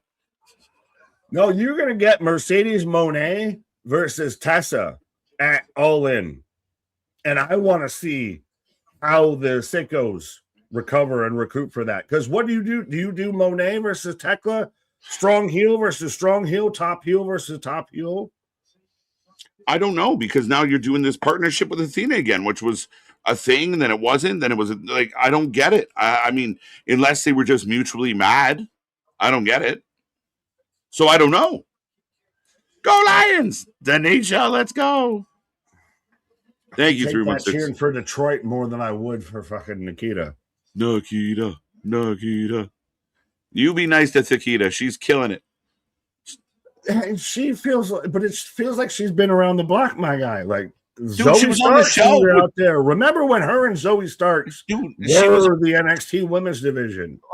One of the neat things about doing this show with you is how I've come to learn that you give very little credit to injuries. Oh, she's been here. Like, she was out injured. And that doesn't seem like you never you're like, so walk it off.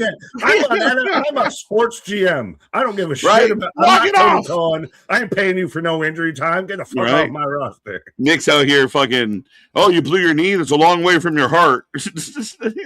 But you had my name, but did you die? Did you die?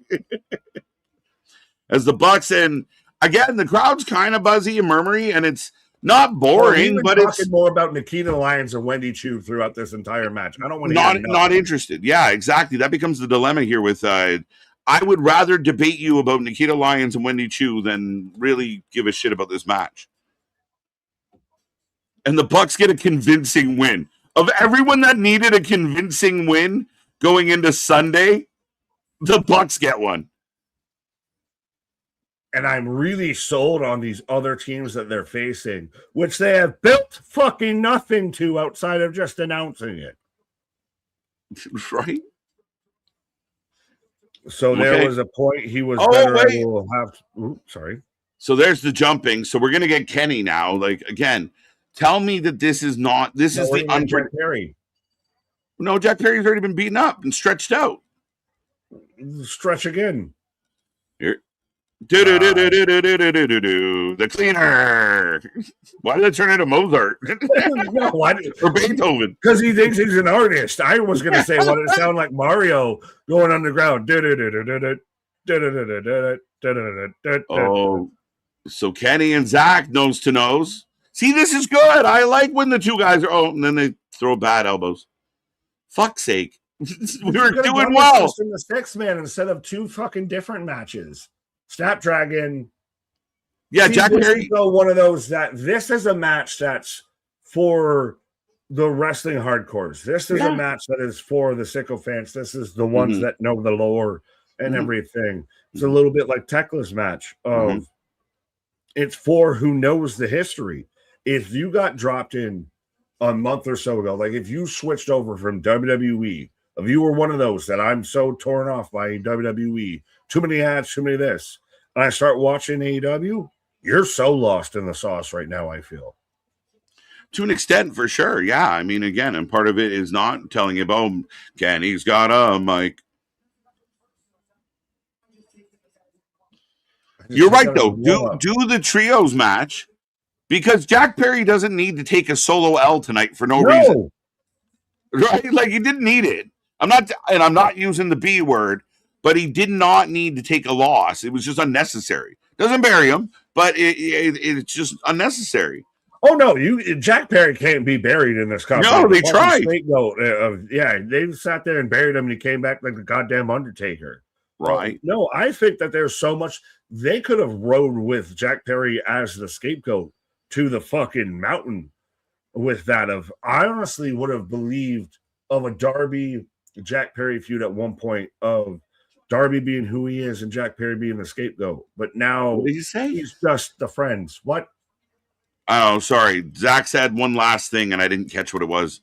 He had marbles in his mouth. You what, mate? Again, they ate up a lot of minutes, though. We were at 29 minutes to the top of the hour. A couple things coming up still. But and the main event will be Ricochet Takeshita. Yeah, odd. Well, that's where you're gonna get the fucking everybody gets involved and everybody. Well, but Ricochet's not even involved in the match. That's been the dilemma all night. It's like just go grab a random dude or woman and throw them in here. As we're getting the Thekla video package when she beat up, grabbing a random dude and everything because the commentary team though isn't explaining why this matters. This just looks like this is Tekla showing up and harassing a Japanese man. Right. No, again, like, and I mean, she said, it made me laugh when she said, I got fired. I didn't get fired. Well, actually, I did. I think Thekla's been outstanding. I think Thekla's been strong. I'm a little concerned about where they go.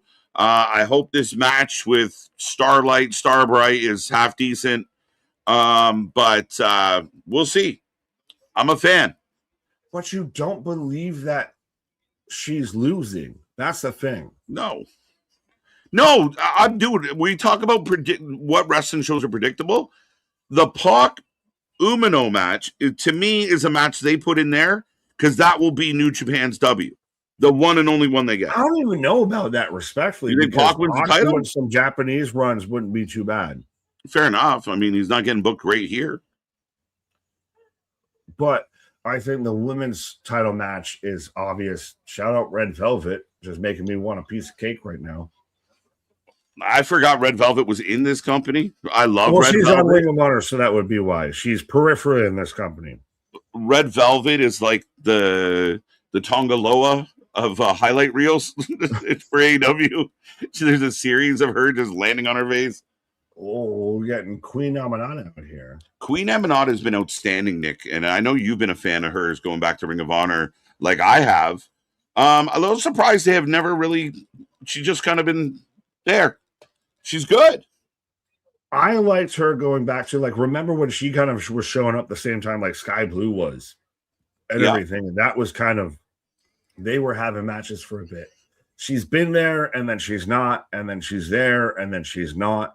And that's a little bit of the issue of she's pushed and then she's Ring of Honor. She's on Dynamite, she's regularly used, and she's on Ring of Honor. Right. She bounces around too much for me. There's no consistency in how she's presented. No. And she's another one of these women that, and I mean, this goes to survival, but we got two women here. We never see them who are now fighting for an opportunity to be on the pay-per-view. Well, to be on the next pay-per-view, not even on the next pay-per-view. Not even the next pay-per-view. Well, actually, to be on the next pay-per-view. Right. 2 pay-per-views down the road. Coming up Wednesday, July 8th, we get Beach Break. Tony and his fucking catchphrasey names. Right. I don't think the setting of where they were is the issue. If they were saying something I give a fuck about, and that good point, Boston. The whole thing is a problem. I don't care about any of it, and the presentation makes me. The presentation almost like qualifies the way I feel about it. Like it doesn't add any. Like I'm not like, oh, but it's cool. No, it all looks shit. It's delivered shit. The content shit. It's shit. Well, you can say that, like, oh, well, no matter what they say, yeah, all of that, but it's still like if I give a State of the Union address at a podium or in my bedroom, one of those two is not going to feel quite as important and quite as impactful and everything. Yeah, this show feels a little different if I turn the green screen off, right? Like, you know, I mean, you want to do it? You just sit here in the green for a minute, right? Just. I found out who doing booking the Minions. I mean, it feels like it. I mean, I'd be Otis doing it, but because what's that? I was just quoting Minions. Banana. Because it makes sense. Let's go. Who's Erica? What? I keep saying. Shouldn't we don't live here? What? Right, Erica. A State of the Union address is a far cry from a wrestling promo. Well, I mean, valid, but again, don't be so liberal. You're in a hallway. You're in a stairwell. You look like you're cutting, like this is high school basketball type bullshit. Right. What are you doing? Mm-hmm. You are selling me on a pay-per-view right before what's supposed to be your main event of team v team in a cage match, which you already gave half of that match basically away last week. Sell me in the fucking ring as to why the crowd should be engaged. If you want to be Dave Meltzer and pissed off that the crowd didn't react, sell me in the goddamn ring. Give me some shit to react to instead of watching a fucking screen. How about that? Facts. I mean, decent match between the two ladies. Again, not overly interested, more interested in having a conversation. But sorry, let's move on for them threesomes. Enjoy your throuple though, bud. Women's mid-card title, woo. So there's going to be a new TNA women's mid-card title, which is interesting. What? I have not heard this. Incoming TNA. I'm just reading what I read. Fair enough. I have not heard that announced. I have not heard that teased or anything. And I would say, no, don't do that. No. TNA very much needs to fix what the fuck it has right now before it starts needing to add anything. And I understand that adding creative talent or whatever, that's one thing.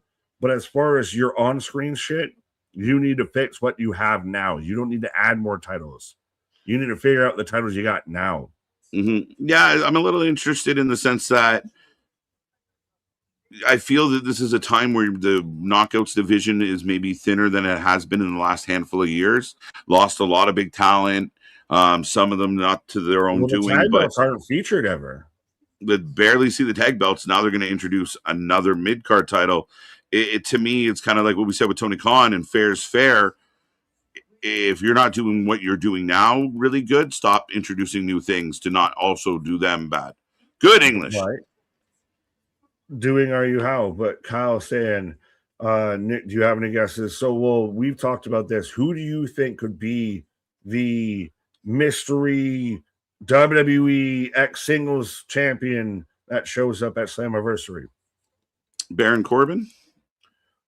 MLW, though? Yeah, I don't honestly. If the rumors of him getting interest back again from WWE or him TNA, where would you want to land? Respectfully, I mean, if I understand that, and I wonder if somehow, I mean, is it possible that kind of, people are kind of like, oh, maybe WWE is interested when it actually turned out they're trying to hook him up with TNA. I don't know. I mean, he would be kind of a big fish in a small pond in TNA, so that might work for him. But MLW, I don't quite fully know the structure of how MLW does their contracts. We know that there's no love lost at all between Court and WWE. I just don't know how is Corbin locked in? Blah blah blah blah blah. Who else? I mean, Alistair's a guy that we haven't seen. They'd have to waive the back part of his 90. That's kind of my prediction. I was about to say with MLW, hey, we can record this now and you can watch this in like December, and that would be like watching MLW. Yeah, right. It's true. But I could very much see. Well, because whoever it is, so Mustafa Ali's got the open challenge for the international title. Mm-hmm. Everybody assumes that's where you would get your new debut, your intro talent, what have you. I've seen going all the way to Apollo Crews, but a guy. Yeah, but that doesn't move the needle. But it's TNA. It fits for TNA. That was for the comment, not Apollo Crews gets some yum-yums. He's not around to get any yum-yums. Well, he's still in LFG with Elijah Holyfield. I don't know which is on a tape delay. Right. Who else is a champ floating around that doesn't really have a home? Would it be a vet? Someone long-standing?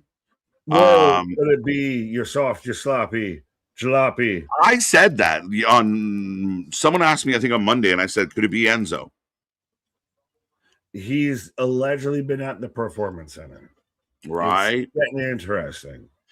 Alistair's not a former champion unless we're counting NXT. Did we count that? Or were we talking absolutely. If Apollo's a consideration. Well, not by me. Apollo just because someone else considered it. Yeah, I mean, would that count? I mean, Alistair, fair enough. I still think it's a big deal if he would show up. Ronnie the Strowman, the women's X Division tag champs. No, you made that up, right? Now, did we just? That's not a thing. Yeah, no, that's definitely not a thing. But so former champion, former world champion, for current greatest Royal Rumble champion, Brawny the Strowman. I eat everything on the menu. I eat everything on the roster. Braun Strowman would be a big fucking shout. And what would you do? Like, I mean, a guy who said he wins in 3 minutes. You bury Ali because he wins in 3 minutes. Yeah, I mean, he says he's healthy enough to go. Recently, he said that. That's interesting. I'd be shocked. But what? Right back, so get the fuck out of here. Well, this match is still fucking going. I've never I don't care. And they're just dragging it out. Dude, you got a pay-per-view in a few days. Like, this is insane. Yeah, I mean, 8 matches. Well, how many matches? We've probably had a few that were unannounced, even. Nothing unannounced. Oh, fair enough. Well, we got 15 minutes or so left before we'd be out of here. And how many matches do we still have left? One, Takeshita Ricochet. Takeshita, yeah. Yeah, that won't start again. They will go to commercial at 10:01. And this won't officially start till just before 10:01. Oh, Queen Emanata. Oh, sorry, Velvet can't get the pin. I mean, not a bad match. I'm just not that interested. It's not one that I'm at. You're about to be out of here for the night and everything on a Wednesday. Like, I'm super invested in this. You haven't built up the tournament, or which even then. So is the final result a gauntlet match, or is it a 5-person elimination match? That's a fucking great question. And you think we well, because it kind of seems like it goes by ambiguous rules, which is Tony going by ambiguous booking. Just complicating the uncomplicated seems so ridiculous. He's the fucking oh Christ, what's his name? The guy who was War Machine before Don Cheadle. Terrence Matthews. We got a winner. Amanada gets the win. Yeah. Didn't Velvet Sky come in here with a title? She's your Velvet women's something or other TV champion, I think. So that she just took an L? Did Amanada win the title? Survival of the fittest. We've got Liv Morgan in the finals for the Queen of the Ring as your women's champion. Oh, okay. Oh, there you go. Okay, the barn burner that was tore the house down as we're getting the build up here. I still don't understand how AEW makes money. I sat down to watch the show and I didn't get excited with any matches, and I haven't in the last year or two, like I would NXT or anything like that. I'm with you. I mean, I'm an avid AEW fan, and I'm struggling to understand the decision making. But KJ, you're an idiot fan because you worry about open the dogs fighting down the stairwell. You're thinking about it too much. You're not just enjoying the wrestling. You're worried about the profitability. Right? Well, I mean, but look at here. It's 9:46 and this brawl breaks out. I don't mind this brawl, but you could have done this earlier in the show, and you could again cut out the shitty matches, Nick. The one or two matches that were completely unnecessary. We should be getting ready for the main event right now. The main event should be almost in the ring by now. You plan too much for an overrun versus the overrun works when it's because it can't be contained, folks. We got to keep the cameras rolling out here. Not we're setting up the match that's going to start at 9:59. Yeah. Jinder Mahal would be good. No. I'm in with that. I like that. No, modern day Maharaja. Why not? The Maharaja can go. He can go all the way to bust it open like he's already done. Him and Tommy Dreamer can go and cut a fucking sad podcast. No way. Yeah, I don't think that's the case. But the dogs are just choking the shit out of Edge and Christian. No security, no backstage staff. I mean, the Bucks watched it happen. Renee was there. No, nothing. No call for help. Not to be picky, folks, but you said this is where the best wrestle. They attacked a medical someone that was out there doing. Oh, he's got the fucking Edge and Christian goggles, but there was part of the fucking makeup team and everything that they sat there and grabbed him of like, if you're gonna shoot me, you got to shoot her. Right. Terrence Howard. AEW fans feel like Terrence Howard trying to do math. That's what I was trying to say earlier, and I couldn't think of his name and everything. Sorry, I went right over my head, but no, you're good. It's one of those that very much. I rewrote the equation of 2 + 2 doesn't equal 4. It equals 2 squared. Right. What the fuck did you just fucking say to me? Why are you confusing me? It's already hard enough. I'm already on the vitamins. As we are on a commercial break, I will remind everybody we are back tomorrow. Impact 8:45, SmackDown back at its regular time 7:30. We are here at noon on Saturday for Night of Champions, and we will be here at 3 p.m. on Sunday for the Triple Threat Marathon as we bring you every pay-per-view that we possibly can in one day, including now the Team Canada game, which will be Sunday at 3 o'clock. Awesome. Well, there you go. Well, that's why no one was showing up at the SmackDown taping because England's out there in the World Cup. Of Christ Almighty, the fucking Norway, the Netherlands have taken over New York City out there with the rowing of just horse out there. It's just insane. Right. We keep busy. We do. It's what we do. Doing it well. I think Jinder Mahal was an underbooked, underappreciated heel champion. He was so good as a bad guy. We hated him so much. When he beat Randy, the world was upset. Because you knew why. Well, you knew why, and even for those who didn't know why, it just was so out of nowhere and so out of pocket. Jinder would work as a upper mid-card, he's a Baron Corbin, Damian Priest kind of level kind of guy, I would say. In TNA. Oh, in TNA? Well, then you'd have... So then he beats Mustafa. Like, who shows up and beats Mustafa? Because do you have someone show up and lose that match? If that's where they have them show up. Never bet against TBD, folks. That's a good point. I mean, I think are we assuming that the person that accepts the challenge is the WWE champ that people are hinting at? Yes, that's or what are I'm they assuming. two separate That's what things? I'm assuming. Okay, because in my head they're potentially two separate people.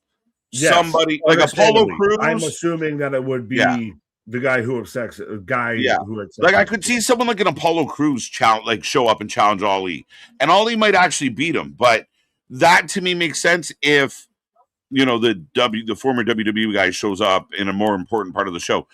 I do think the heavyweight title scene is a little thin right now in TNA. So if they could bring in somebody that could be in the main event picture, maybe you could try AJ Francis a little more up at the top.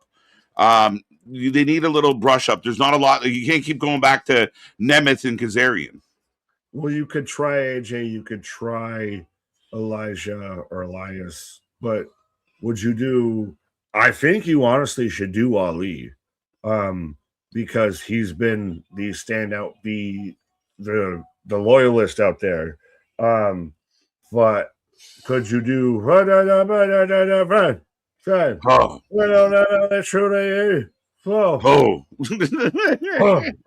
Yeah. All right, folks, your main event is on deck. Ricochet coming out with God, and he will be taking on Takeshita, which I think makes it officially like 75% of the show either had Callis or Moxley on it again. If you add in the Bucks, that's 100% of the show. I think there were like three major themes to tonight's show: the Elite, the Death Riders, and the Callis family. Shit, shat, shite. That was the major themes right Shit, there. Shat, shite. The Cape Gods, yeah. The Cape Gods, so fucking nerdy. They look. You know what? I want to look cool. Is I want to wear a fucking coat. Oh wow! Not through my fucking arms or anything. Yo, Takeshita looking like a badass. Let's go. Mask. Sell me that mask, AEW. Right. A guy that probably should be flirting with the top of the charts. A guy who should be your fucking pillar. If we're gonna have that whole pillar talk, there's a pillar. A guy that should be in cement, concrete pillar. Right. Oh, there's Renee. I also though will say that AEW has done really well with everything with Rebel and all of that. Oh yeah, very much. If you can go and get your Rebel merch, hashtag not sponsored at all, get your bracelets, everything. Sad. That's so sad. Well, there is something like AEW does so good for the talent outside of the ring. I just wish they did equivalent in the ring. Again, that's not the problem. And we talked about it earlier, Nick, of, Tony Khan is a really kind-hearted, I hear some rumors that he might be a little spoiled and bratty behind doors, but he's done so much good for so many. That's undeniable. Whether you hate AEW or love AEW, there's a lot of people that Tony Khan, thank you. Oh my God. Is Tony Khan just the Attenborough brother at Jurassic Park of met well, but doesn't realize what he let loose on the world out there? And now the dinosaurs are running rampant. Yeah. No, but in a big way, man. He's just fucking raptors running around like crazy, and the dinosaurs are running the park for sure. Yeah, where's Star-Lord out there to where's just Newman? Throw his hand up and just control the raptors? Right. Where's Newman? Ha. It would be Leo Rush. Someone do that. The edit of Leo Rush is the fucking dinosaur that shows up in comes out of the wood. What are the fucking spray ones called? The Dilophosaurus. There you go. Yeah, it's not like I haven't watched Jurassic Park a lot or anything, or listened to audiobooks or nothing. Right. Don't hinder the ginger. So the two backstage areas are in the exact same area. So they've been in the effing venue hallway for all of the. Yes. I can't not take the piss out of them when I take the piss out of NXT for Olive Garden and Yes, generic cafe lounge for every absolutely. backstage segment. It is Bush League. And then they expose themselves of like, wait, that stairwell where they were all hanging out, there's also all this shit going on around them. It's so dumb. You got a big backdrop 10 feet away and you guys are in the stairs because somebody thinks it's cool. Like we're part of the fucking cast of The Wire. Let's be in the stairs. Like, what the fuck are you doing? You honestly had better moments where you had Moxley and Darby out there in the fucking prison set like the goddamn Wire than you had out here with the fucking lighting hanging by a wire. Oh, 619 in the turnbuckle. Tommy Dreamer, who spoke on popping Paul Heyman and then doing himself in front of a live audience. Pause. I need context. I think I clicked in the middle. Yeah, what the fuck did I just hear? I used to curl my bangs as a teenager. Ask me how many times I do. I mean, fool me once, you know, like how many? Shins me once, shame on you. Shins me twice, shame on me. Right? Who curls your bangs? Who, first off, has bangs? Pause. Right. And second off, curls them. Are you Lord Farquaad? Right. I mean, I hope you got a nice dog out of it. Luchasaurus versus Glacier. What? Stamp it. Let's go. What are you saying? That's jokes. Good old Glacier. Thing that probably might have happened at like the initial All-In. Right. I feel like Glacier would almost be the opposite of what we're complaining about here tonight. Like Glacier had like the biggest grandiose bullshit to the point where it was corny for no talent. They got all the talent and they're like, we're not doing any of that production. We're just you knew it was corny. Oh, it was fucking test your might. 10, 10, 10, 10, 10, 10, 10, 10. Well, and him and Mortis Curse Canyon was fucking phenomenal though. I actually liked Mortis, man, a lot. Who better than Canyon? Right? Mortis came out of that pretty clean. Yeah, well, wasn't there a third? There was Mortis, there was Glacier. Well, I know they did the Kiss Demon, which wasn't part of that whole menagerie. Right. Wasn't there a third, or am I misremembering? There was it? Fact checkers, let us know. We'll move along versus trying to remember. Was it? Well, no, now I'm getting them confused with Chronic. Oh, yeah, no. But there's someone else. There was someone else. Fact checkers, what do you got? Ernest the Cat Miller? Ernest the Cat. Somebody call my mama. Love that shit. Man, we got to get back to fun wrestling like that. Like nowadays, so this is the thing, is because we can't have fun wrestling anymore because fucking Twitter hates it. So bullshit. Let's have fun. Yes, but it's remember how much it's the bloodline so repetitive of this. Oh my god, I can't believe they do this. But the crowd that paid the tickets, that paid to have their ass in those seats, is cheering their fucking minds out. Roman Reigns, Roman Reigns. Wrath was the other one. So you were halfway right. Because he was part of Chronic. Yeah, I was a part of right. Yeah, okay, there you go. That's right. Wrath. That's right. And actually, friend of the channel, by the way. Really, oddly enough, even despite that we called him all the wrong Brians the whole time he showed up in the chat. Mostly me. I'll admit that. Mostly me. There was something else that just popped up. I don't know. Blame Dave. Blame Dave. Blame Dave. Fun wrestling. Festling. That's instead of Festivus, we're gonna have Festling. Right. As we go to the final break of the evening, we're back at 9:59. Ricochet, Takeshita, AEW International Championship. Yay. Main events before pay-per-view of a guy who's not going to be on the pay-per-view taking on a guy who's in a multi-man match on the payper-view. Right. Yeah, again, how does my question is always like, what is the point? Like, you know, this is good. I like Takeshita. I like Ricochet. I defend Ricochet as far as a wrestling thing goes.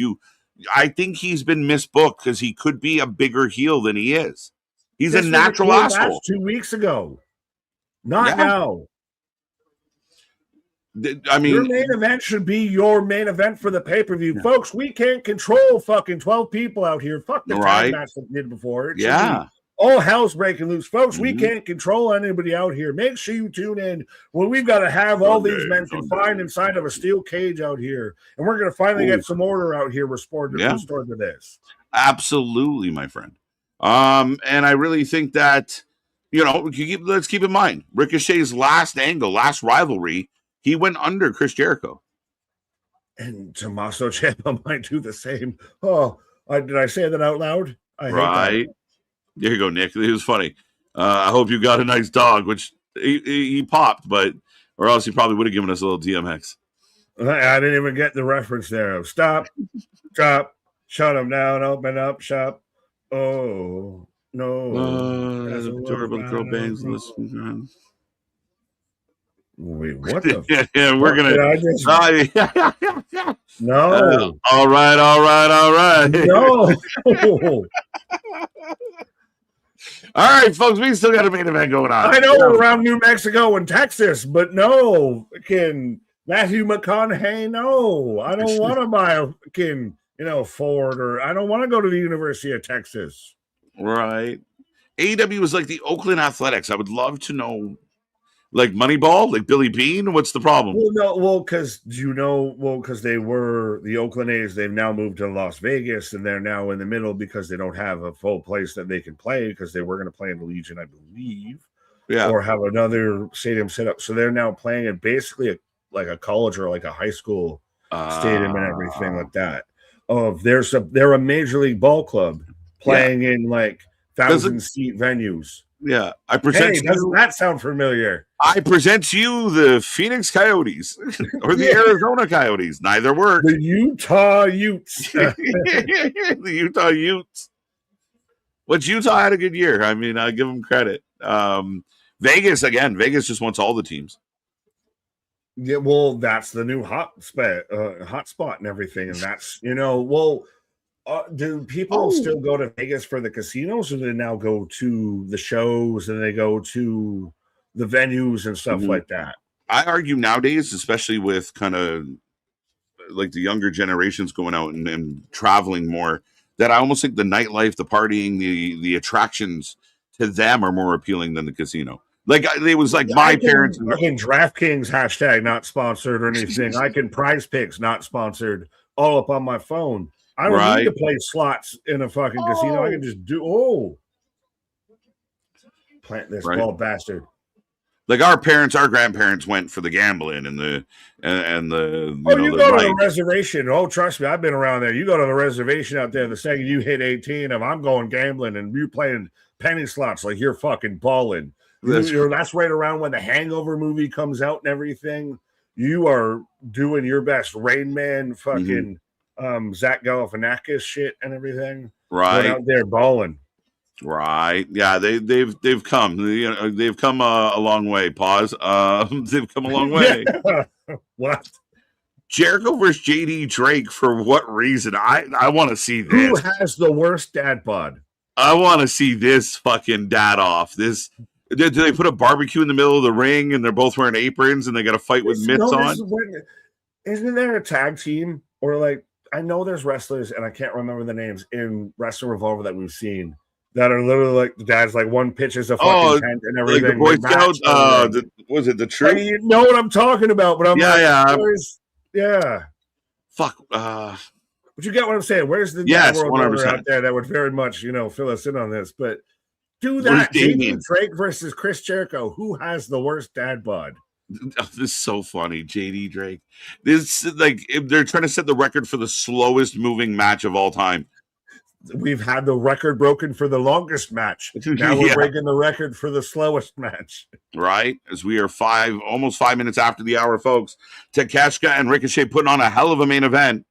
I wish it meant a little more. Yeah, but Ricochet finally. I love Takeshita. I wish I gave a fuck. I agree with you. I like both these guys. This could be an amazing division for this title. Lights out. Oh, no. Oh, no, just technical difficulty. But no, this would be an amazing thing if we were building towards any of this, but we're not. So it just feels like filler. And we're doing it just because. Shooting Which, I mean, star, we can do that. Right. It's just not usually, you don't have like a really good random main event that has nothing to do with your pay-per-view on the Go Home show. What is AEW? Well, and what is TNA, respectfully? Andrew, you heard me. The first time you go to Vegas, you gamble more, but any more than that, you're seeing the sights. Yeah. Mm-hmm. I was too drunk to gamble.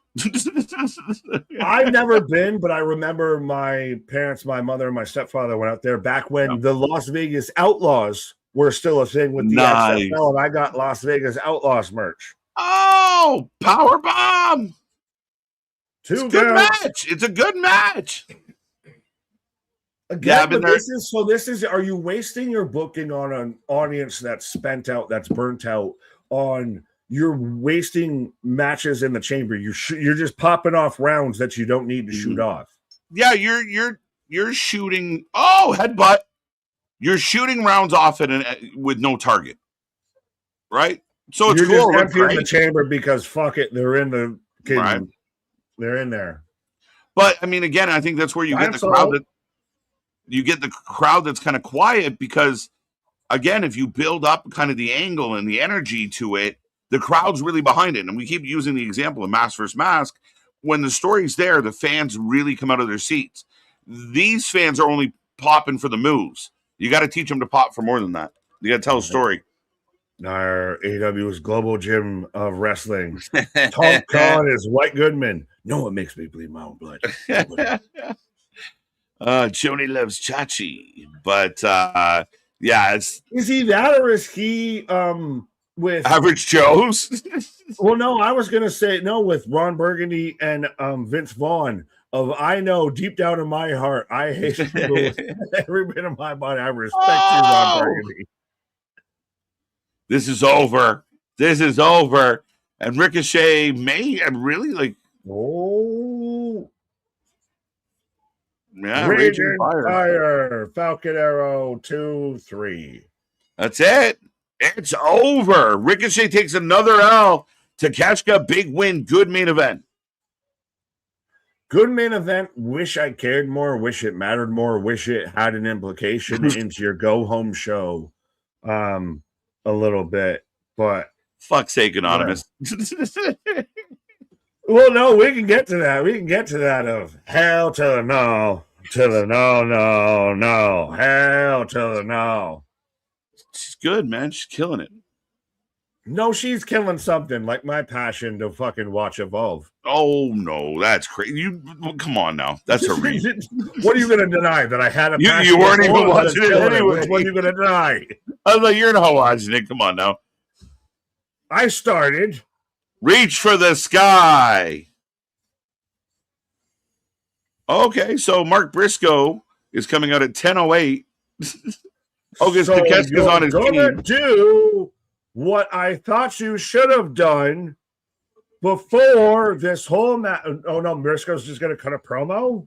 Briscoe's got a mic. No, they're all going to fucking flood out. We know how they should do. Well, that should have been the end of this without all of this. It should have been, folks, we can't contain all these people. Make sure you tune in Sunday where we've got them contained at least inside of a steel cage. What will they do? Right. I'm still struggling with, I could pin the champion or one of the champion's friends, win the match for my team, and that guy gets a title shot. Well, this is where Andrade is going to screw over MJF. You would think so. Yeah. I stayed on 5. That's always good. I've been there. I don't know why with Nair's comment about Ricochet looking like a bullet, I started thinking, bullet with the name on it. Bullet with a name. I love that band live, man. They're so good. Non-point. Do they classify as butt rock the category of like Creed, Nickelback, Default? They might be like a little like more. They flirt, but I think they're Crazy Town, Come, new metal, maybe maybe. Yeah, well, new metal. Yeah, fair. Like close, but I love that song. They dance with the devil. Yeah, 10:09. Briscoe gets a promo, and And a unlike whole the champion, promo, not get cut off. A whole promo. yeah, and unlike the champion, he's actually in the ring, which I'll give them marks on. Yeah, now this is one of those. Are you going against the laws? That I know the laws. Like, what the fuck? Did the feed just cut? I hope so. Oh no! I literally the feed cut for half a second. I came back to I don't have anything. Porno scramble. Mark Briscoe for a minute. Is that an elbow? Is that an elbow? Right. But I'm back. This Briscoe going over on the go home to lose on the pay-per-view after he went under to the whole team he's losing to. Part of me, yeah, I mean, you're going to do this steel cage match at Forbidden Door. Let's say Briscoe wins, his team wins, he gets a title shot, he loses, right? So who cares? We're going through a lot of motions for something that's who cares? But Briscoe's not winning. Are you going to get Briscoe and MJF at Redemption in Montreal, or is that going to be a Dynamite and you get Andrade if Andrade cross MJF? And I loved your. Yeah, I don't know. I loved your idea for Andrade and MJF and the other title. Like you had it. Like when we talk about not just complaining, that to me sells way more tickets the way you had it structured. Yes, and this again, I guess, fits of we don't just bitch to bitch. We're not, a small midget with, a CGI car or anything, but we very much will sit there and explain of, no, this is what I would do. My initial pitch was, that's him going off the road if he hit, the fucking ditch. But is you do Andrade versus MGF. At the time, Andrade was the IWGP champion or global champion. Have that match. You do Kenny versus MJF at Quebec in Montreal, and then you get to Ospreay. But you need to feel like you're building and you're reheating MJF back to the established that he was. And I think now this is just this is lukewarm leftovers. This is your mom's mac and cheese from Thanksgiving that you threw in the microwave. It's mom's spaghetti. Knees weak. Briscoe's booked heavy. Right. I wish he was booked heavy. He's being booked heavy now. I mean, I got to give him credit for that. But I love Briscoe. I hate bad-mouthing Briscoe. I just, this is not it. At 10:09, this long-winded promo is not it. The talent isn't the issue. The creative is the issue. And that's the same thing what was the whole conversation with TNA and why a lot of people celebrated Tommy Dreamer leaving is because it wasn't a talent issue. It's a creative issue. We've been through that. We did the whole fantasy draft, right? Basically drafted AEW's roster. Just you didn't have Tony's booking behind it, and that's what is fucking sandbagging a lot of this. Right. Grandpa, your cousin's ranting about a championship. Yeah. Here's Callis. Comically bad. Jumped. But dude, why at 10:09? Why not 20 minutes ago? He's supposed to be the fucking badass. He's the devil. He is the man to be feared. And instead, he's out here like a chicken shit, kind bullshit fucking heel. Peacock. 100 goddamn. Oh, here we go. Everyone else, Fletcher hits a move, sets him up. I can't be mad because they should have done this. But both gangs are there. Why are they coming out one at a time? They're all there. Get there. Takeshita's back. Now he hits the move. Does Fletcher look like the frog, like the toad in the toadstool kind of shit? Like Mr. Magoo, the fucking three-piece suit? Everyone's just coming in and hitting their big moves. JBL still hits a better fucking clothesline from hell than Okada hits a Rainmaker. And Okada's got at least probably 6 to 7 years on JBL. That was smooth. Kevin Knight. Can't believe Kevin Knight's a heel. What the fuck? And John Moxley going to just drop in from the ceiling now at this point? No, we got him. Scorpion Death Drop. And who's the most important man in this match, Nick? Who's the guy that stands tall? Not the challenger, not Mark Briscoe, not MJF. We got Darby. Jack Doyle. Jack Doyle is the man who stands tall. O'Doyle rules. O'Doyle rules. Oh, I think we started. Darby's the one. Biggest pop for Darby.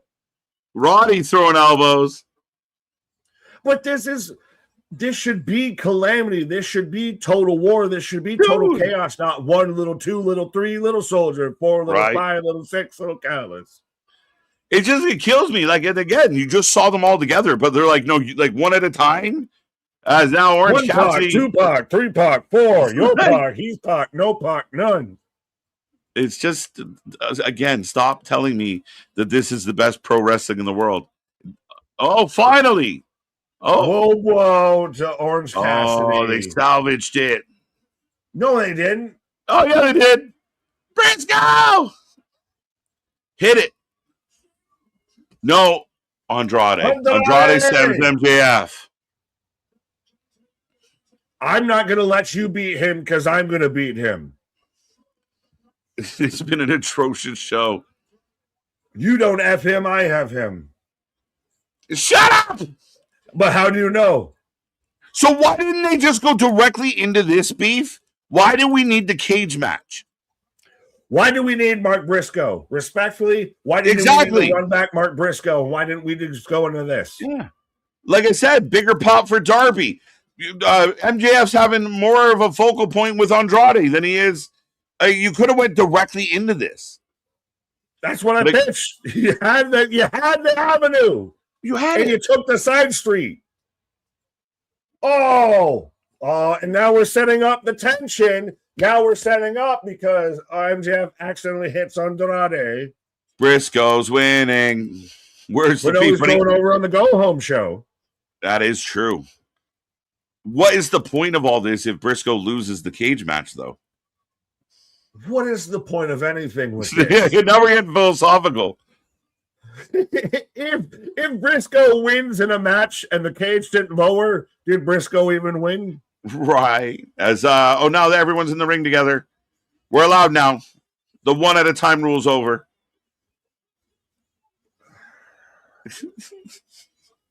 Why can't they have a brawl where they people break from the brawl and do a big move, opposed to like it seems so stupid? They do the fucking 4-way cutaway all the fucking time. Imagine, folks, we gotta sit there and cut through as so and so and so and so is fighting through the concessions, and so and so and so is fighting through the concourse. We got this shit can't be contained. Again, we've got to contain it. That's the whole reason for having a fucking cage with a match that you already gave away. At this point, I'm just so burnt out on all of it.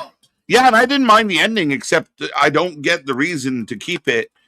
The most important thing about your company and your show coming up, you saved it till like after the mark. Start it before the top of the hour. Let it go long because it's a brawl, but start the important stuff when it matters.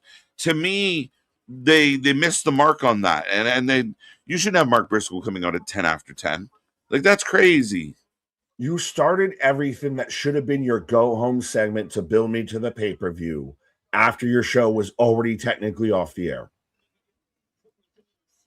Yeah, 150%. Like, you started a 10-minute. You started Mark Briscoe cutting a promo to build to the main event of your upcoming pay-per-view this weekend, 10 minutes after your show is off the air. So if my DVR isn't set to, Impractical Jokers or whatever, if I'm not watching this live, I just miss everything that's setting up your pay-per-view. And I would argue some people don't. I know some people out there don't necessarily feel like they need to stay all the way to the end. They can get out, and who cares? I'll find out tomorrow what happened. It was what we expected, folks. The show has gone off the air. We take a rating out of 10 for every single show, so get in the chat. Let us know what you liked, what you didn't like, what was good, bad, in between. But for me, this was people are going to stand on the fact that they had good matches. And there were some good matches tonight. That was the positive of tonight, Nick. Yes. But even the ending right there just overshadowed probably the best match we had tonight. of Takeshita versus Ricochet, of that entire ending just stomped and stamped all over everything that we had because the match didn't feel like it mattered because it was all leading into what we ended with. So your best match gets stomped on. Yeah, and a lot of things on the go home show tonight, even the other matches that were half decent, there was a bit of a stop to almost everything, right? Like we had matches literally like they booked the matches based on like connect the dots of like, all right, you go out with Moxley. Now when his match is done, you stay, the next person comes out, then we're I gonna don't set like always hate that of I the don't connective tissue of one match bleeds into the next, the but whole when you're show. doing it because you don't have time, of that's when it becomes an issue. And Right. again, like, is Forbidden Door now becoming historically infamous for bad AW creative because they have to try and rush and shoehorn so much shit Yeah. into stuff of the gimmicks failed and now it's accosting and it's affecting AW's weekly booking. Yeah, I think that the weekly shows have been weak sauce, and everyone out there that's saying it's not, I think they're doing the brand a disservice because they are. They're between the last set of pay per views and the saving grace. With most times is it pays off at the pay per view, so we forget that there was bad shows leading into it. This one, and I mean even a couple of the previous Forbidden Doors, Nick, the shows were good enough to kind of outrun some of the like the shoved together. Like all of a sudden, like back in the first one people just started popping up everywhere. And it kind of derailed some of the current storylines, but they paid it off at the show and it worked and we loved it. Yay. But this one, I mean, I don't know that this show is strong enough to kind of cover up how bad the build into it has been. Well, even what you've been building into it, which is mostly still AW versus AW, like Osprey versus Swerve, should be one of your marquee things. Should be match of the night potentially. I don't love the build that they've had going into that. They built up a fake animosity that doesn't feel right. Well, again, once upon a time, if I told you we're getting an Osprey Swerve match next week, we'd be pretty fucking jazzed about it. We'd be, oh fuck, man, this good. Like, it doesn't have that vibe for me right now. I'm not like, are they going to kill it? They probably will, but it like the Moxley pulls shit down.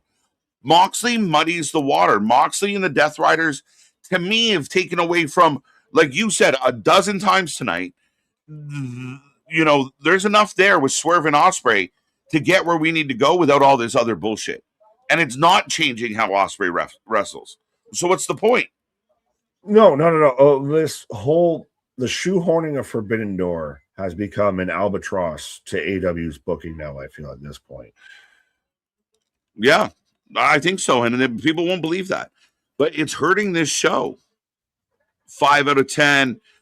I'm going to go 6 out of 10. And I think I'm going to give 2 points for every match that I liked. And the rest of the show was not worth my Can you name them? Well, the main event of last week wasn't that super great of wrestling overall. Is it in mid territory here? I mean, again, I think this is a hard one because I don't know, and you, the fans, everyone out there can tell me if I'm crazy. But let's just ignore all our bias for a second and ignore all our feelings about any of this. If you knew nothing about wrestling, you turned on Monday. Monday looks like it's popping. Crowd's loud. The business, it's full. Tuesday looks small scale studio, but they seem like they're having a good time. There's a lot of younger situations going on and some yums. But Wednesday just feels they're in the stairwell. It's darker. The crowd is smaller. The crowd's quieter. You turn it even on a Thursday. You turn an Impact. An Impact crowd will kick the shit out of a Dynamite crowd. But they don't appreciate it. That's why it is they don't appreciate it. Right? But like TNA might have a small crowd, but those people paid to be there and they're having a good time. SmackDown, bright, beautiful, lit up, big production. If you take all your bias, one feels like it's not achieving its goals, and it feels like the other one might be overachieving at certain things. but the wrestling has to deliver. Well, and they very much gave us plenty of wrestling tonight. And I think some of it delivered and some of it was overcooked, undercooked. It's again, when you're playing, when you're playing Quick Chef out there, sometimes you burn something, sometimes you serve it undercooked. And I think that's what we got tonight. Yeah, I think that very much, we're just looking for, like, certain fans out there are going to be very happy. And when you say Dynamite wasn't good to somebody, oh man, they had like 5, 6, 7 great matches. Of the Vince Russo argument of I had too much wrestling on my wrestling show. I had too much pepper on my pepper steak. Pause. Right. 3 out of 13. Our stream will be better. 5 out of 10. And you're exactly right? Like, where is that? KG's final word is why I watch. Let's go. TNA Impact tomorrow night. Yes, folks. That is the show. It's late. 8:45. If I didn't, we'll go through 7, 5.5, 7, 6, 8, 5.4, 7. This show was hot garbage. I'm out. Rants, take it easy, buddy. 5 out of 10. Roll Tide. How you doing? Dynamite was trash. Collision is good and pay-per-views are good. AEW needs to fix Dynamite. They do, but I don't believe they have a problem. Until they're willing to admit they have a problem, Nick, they can't solve their problem. You can't fix. I know deep down in my heart, I still love you. No, you can't help someone that doesn't want to be helped. And AEW, to me, at this point, can we all just admit that they're a pay-per-view company? The weekly television does not live up, carry on anything when it comes to the pay-per-views. They are a pay-per-view company. They are reverting to what TNA was in a pay-per-view company. You're asking a lot of fans out there in the world, and yeah, you have diehards, and diehards will be diehards forever. But you're asking regular fans to only pay attention to 1/3 of your content. That's not a recipe for success. You know what I mean? You grab the pay-per-view, come to the party, you're gonna have a good time. Speaking of diehards. Right. Well, ladies and gentlemen, that is Dynamite. This is Wednesday. It's in the books. You can go check out all our socials. Go check out our Facebook page. It's cooking. The prediction title's on the line. The link's in the chat.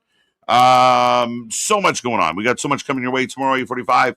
Anthony, Big Nick, TNA Impact, Go Home, Slammiversary. Should be a fun one. But that's it. That's Dynamite. We're going home.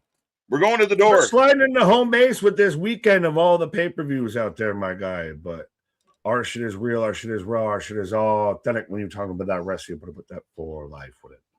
See you on the flip side. Have a good night. Come back tomorrow.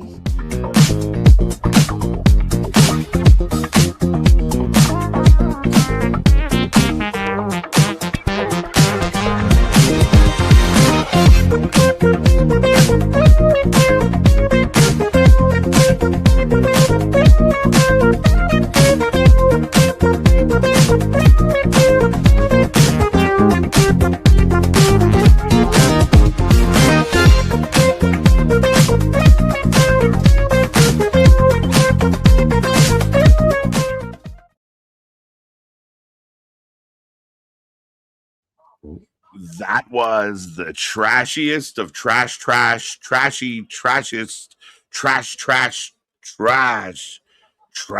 Did a trashiest ever. Trash, just trash.